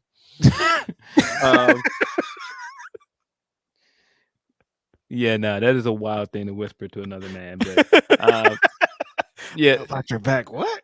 I know about your back. That's why he paused like that for a long time. He had the lace shirt on. He had those white pants on that were like kind of see through, and he was just like, "What?" You know about my back? What the hell does that mean? Yeah, but I thought this was very good. I really enjoy the way they're building this feud with Shinsuke and Rollins, and I think the match is going to be good. They've had great matches before. They had a great match out of nowhere on, I think that was the Fastlane card. Mm-hmm. Yeah, I think it was it was because it was like it had no build. It just ended up on the pay-per-view. I think it was Fastlane. They had that good match at Survivor Series as well. Yep, I remember the Survivor Series one. That was dope. Yeah, so I think this is going to be good. And I think all the stuff that they've had leading up to it was great. But the Gable and Gunther stuff gives me hope that they actually have a plan for Gunther. And I do think that Gunther's still going to break the record, but I wouldn't be mad if Gable was the guy that beats him. It seems like Gunther. As soon as I was gonna say that, I started thinking about Cody, but I'm like, I think Gunther could win the Royal Rumble this year. I can see it. I think he's a good choice to win it, and I think once you're now setting up the story that the champion has back issues, I like the idea of him surviving all the way to WrestleMania, and then Gunther winning the Rumble and power bombing him through the ring. Yeah, really breaking his back all the way through. Yeah, that's pretty good. So yeah, I'm very hopeful for stuff they're doing with Raw with the Intercontinental title. I do think they've got to change up the main event because we've seen iterations of this main event so many times. They didn't flip that main event so many times at this point. Yeah, I mean, it's not like it was bad. The match was good, but I think them giving like this like house show version of a match that they keep doing was just you gotta change it up. And now when I just seen Gunther and Gable, like I'm seeing Heat. Why are you following up with this house show match? I don't know. And I mean that match was fun. I think all the attacks. It was a very good episode of Raw. But I do think they've got to change that main event up a little bit. I think the appeal of having Rollins being a guy that's a fighting champion, you could get some more title defenses for him to end the show sometimes. Right. But the Judgment Day stuff they're doing is really good. They're still doing the Dissension stuff. You've got the Funko Pop guy, JD McDonough creeping around corners. I think they're doing some really cool stuff there. Eddie Guerrero. It seems like they were building. I liked what they were doing with Rollins initially out the gate of winning the championship.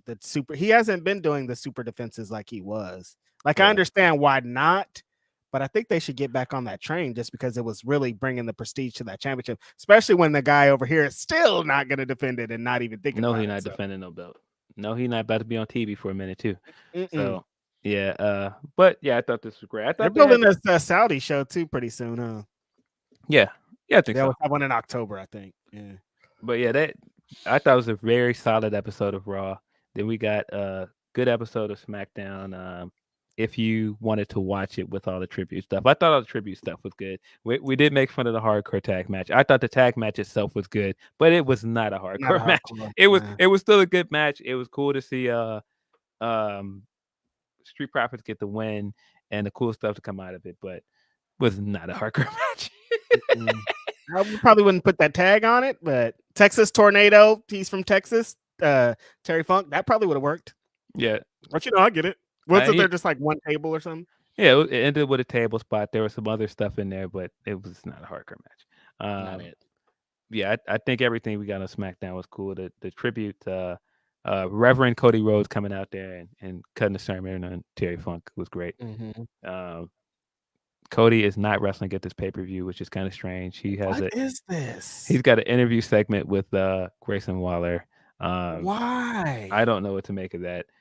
Again, it just feels like they've got him in a standstill until they can put him back in the title picture. It's very clear, and this is the week he's on SmackDown as well, and Roman's not there. But they could have he beat people on the way up there. Like he doesn't have to just be Oh God. Yeah. Look, I mean, because when he was wrestling Dom, I was like, "What is this?" But I mean, I would rather have him wrestling Dom. If it's Dom or nothing, like give me the Dom. Like why? There shouldn't be nothing leading up to, especially if Roman's not going to be here. You need to be having this other side being built up. It doesn't make any sense. You think this is leading to the Waller match?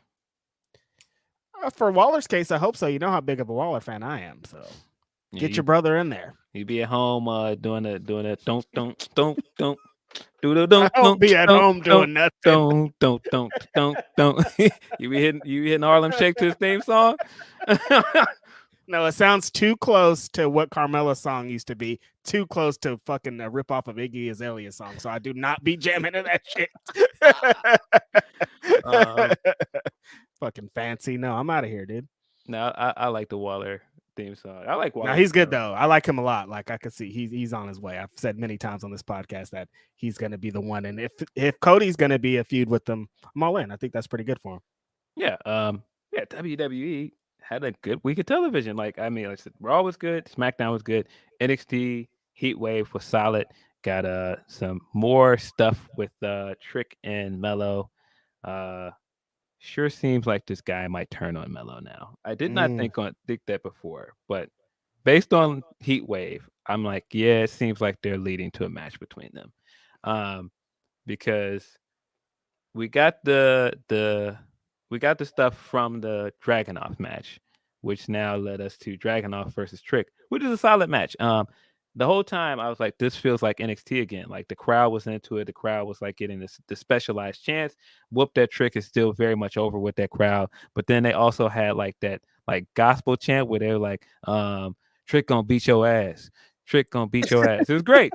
And like the crowd was very much into this. That crowd likes Trick Williams a lot, man. They do. And it was what they gonna do when I feel like Trick Williams might be beating your boy for that championship here soon. I can see that be crazy? Would that be crazy? I can see it actually because they like him, not just the fans. Like the company likes him. You can see the company wants big things for him, and tall guy. Go figure. They like tall guys. But he looks great. He's got a great personality. He can cut promos. The only thing is missing is the work stuff, and I think he proved here that he could work well enough.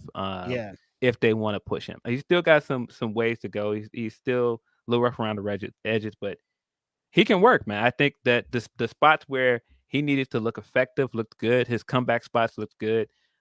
He looked convincing.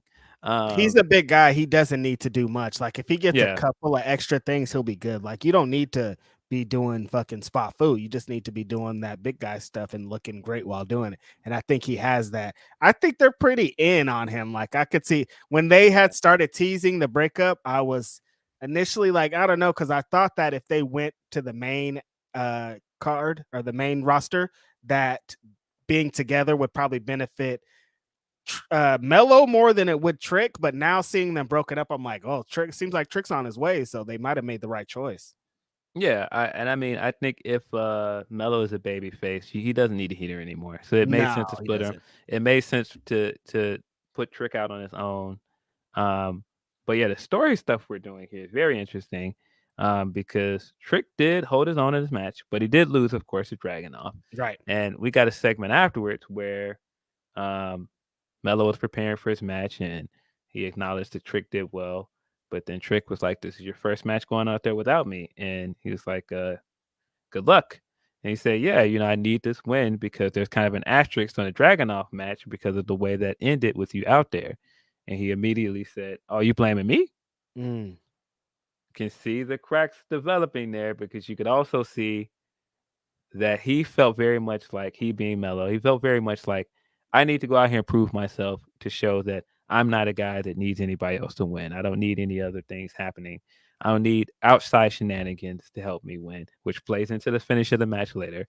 But then you also had Trick getting the belt off the wall to him and handing it to him slowly. I definitely think that's going to end up being a one-on-one match at some point. But the main event of this was also great. Historic main event. Two black men main eventing NXT.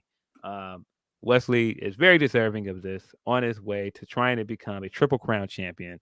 I thought they had a very good match. Had all of the flippy dippy spots food stuff if you like that stuff. I thought it was fun. I thought all of the spots hit. I think the story they told of Mello narrowly beating Wesley. If Wesley didn't make that mistake at the end and hit the barricade, he would have been still in the match. So for whatever reason, he tried to go for this wild dive, and he hits the barricade hard. I thought it was gonna end in a count out. But he just beats the count out, and the entire time he's getting ready to get in the count out, Mello is shaking his head like, "No, don't do it, man. Don't do it. Don't do it." It's almost like Revenge of the Sith, where Kenobi's like, "I have the high ground. Don't do this." Yeah, so he's like, he does it, slides back in the ring, and then Mello immediately hits him with the nothing but net and puts him away. Doesn't quite have an asterisk on it, but it does kind of look like, all right, if Wesley didn't make that mistake and you capitalized on it, with this matchup going the same way, it's enough to question it, not just to give Wesley a rematch, but also make Trick look like, hey, this was your first match without me, and that's how you had to win. Good storytelling. Who would have thunk it in NXT? Phil doesn't even watch NXT. Oh no, I don't watch NXT unless there's stuff that I'm interested in. Like if I'm interested in like a Dragunov match, I pretty much just watch Dragunov matches as much as possible. But I think this stuff they're doing with Trick Williams and Mello is actually very good. Really good stuff. I'm a big fan of both of those guys, and I think that Trick could potentially beat him for that belt, man. They're really big fans of him.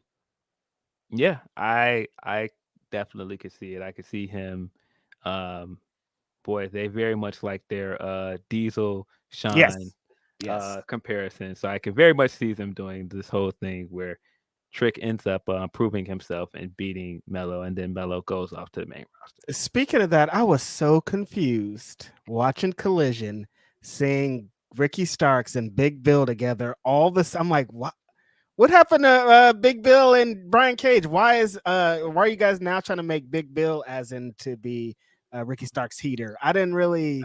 Ricky is doing this manager thing for the next month, which I don't know what to make of, but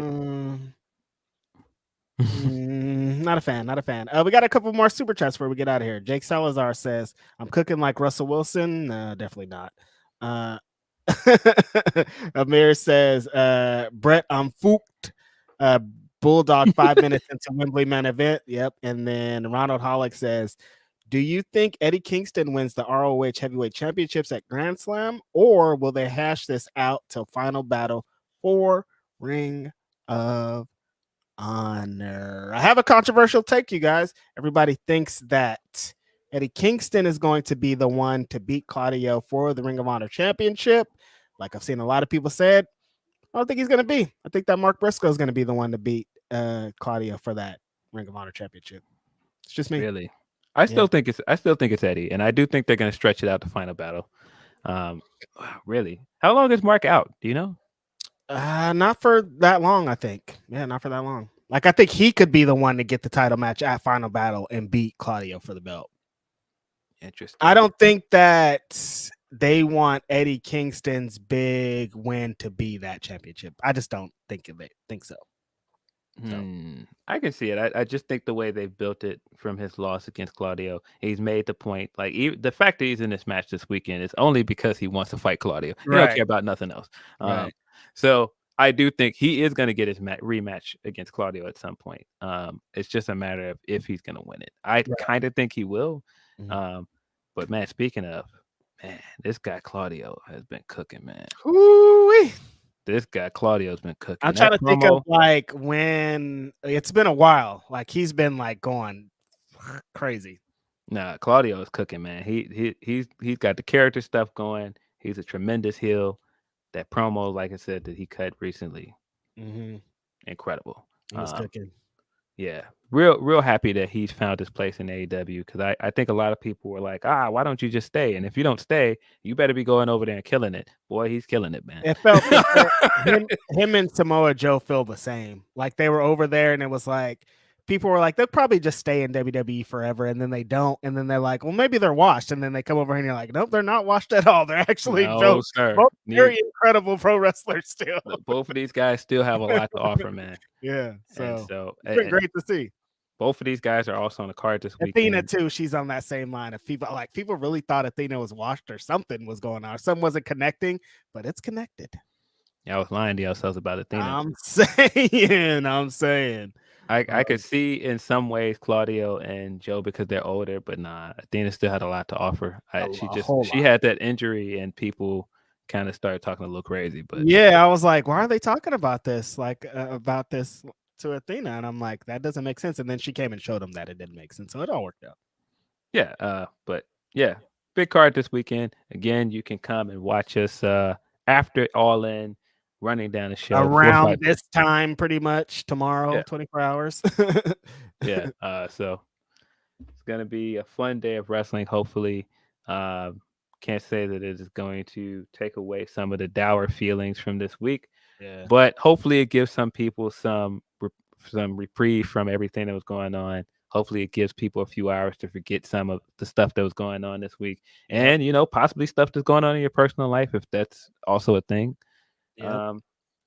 Man, as always, it could be just the Bray stuff and everything else is going on. But as always, I appreciate you guys so much, man. Appreciate the support you guys continue to give us. Again, I do not think we get Starrcast if you guys are not showing us the love and support you show us, man. So I was just about to say that, Phil. Next time they see us, besides tomorrow, see us back on a Grapsody pod, it's gonna be live. Yeah, isn't that crazy? Episode 100. Wow. Next weekend. Wow. With our we made it.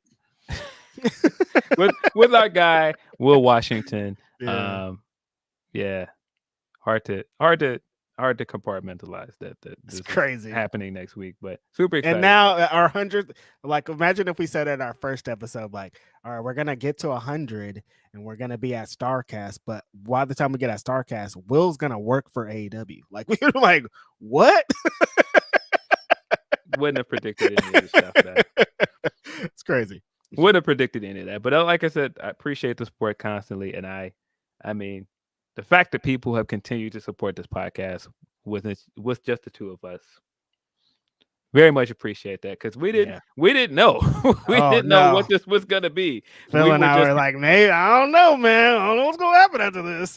I mean, I don't think either of us were like definitively like we were gonna stop doing this after a little left, but I was like we were gonna keep doing it. We just didn't know if anybody else was we didn't know what this audience looked like. We didn't know what this podcast looked like, but people have been still very supportive and people have still been enjoying the podcast. So like I said, I appreciate you guys. Continue to rock with us. Continuing to rock with my man over there at AEW and continuing to send us things like, hey man, Will's on BTE, isn't that dope? Of course it's dope. I'm happy for my friend. People bringing there's been a couple of Grapsody signs at AEW and I just can't even, bro. What? Yeah. Appreciate you guys, man. I cannot say that enough, man. Man, I cliche at this point, but man, tell your loved ones you love them, man. Straight up. Seriously. Yeah. Tell your loved ones you love them. If it's not even just like family or friends, if just tell your loved ones you love them, man. Like, live in the moment, man. You just never know. Straight up. Yeah, I think that's a great way to end the podcast. We appreciate y'all showing up here today. Love out to everybody. Disconnect if you need to. Go outside, drink some water, smoke some pot. Have fun. And if not, if you don't, even if you're not having fun, just like we're here, people are here for you. Send some love out to your loved ones and try to make it through. Appreciate y'all. It's Grapsody. Yep. As always, man, this has been Phil Lindsay, Righteous Reg. This has been Grapsody. Appreciate you as always. Peace.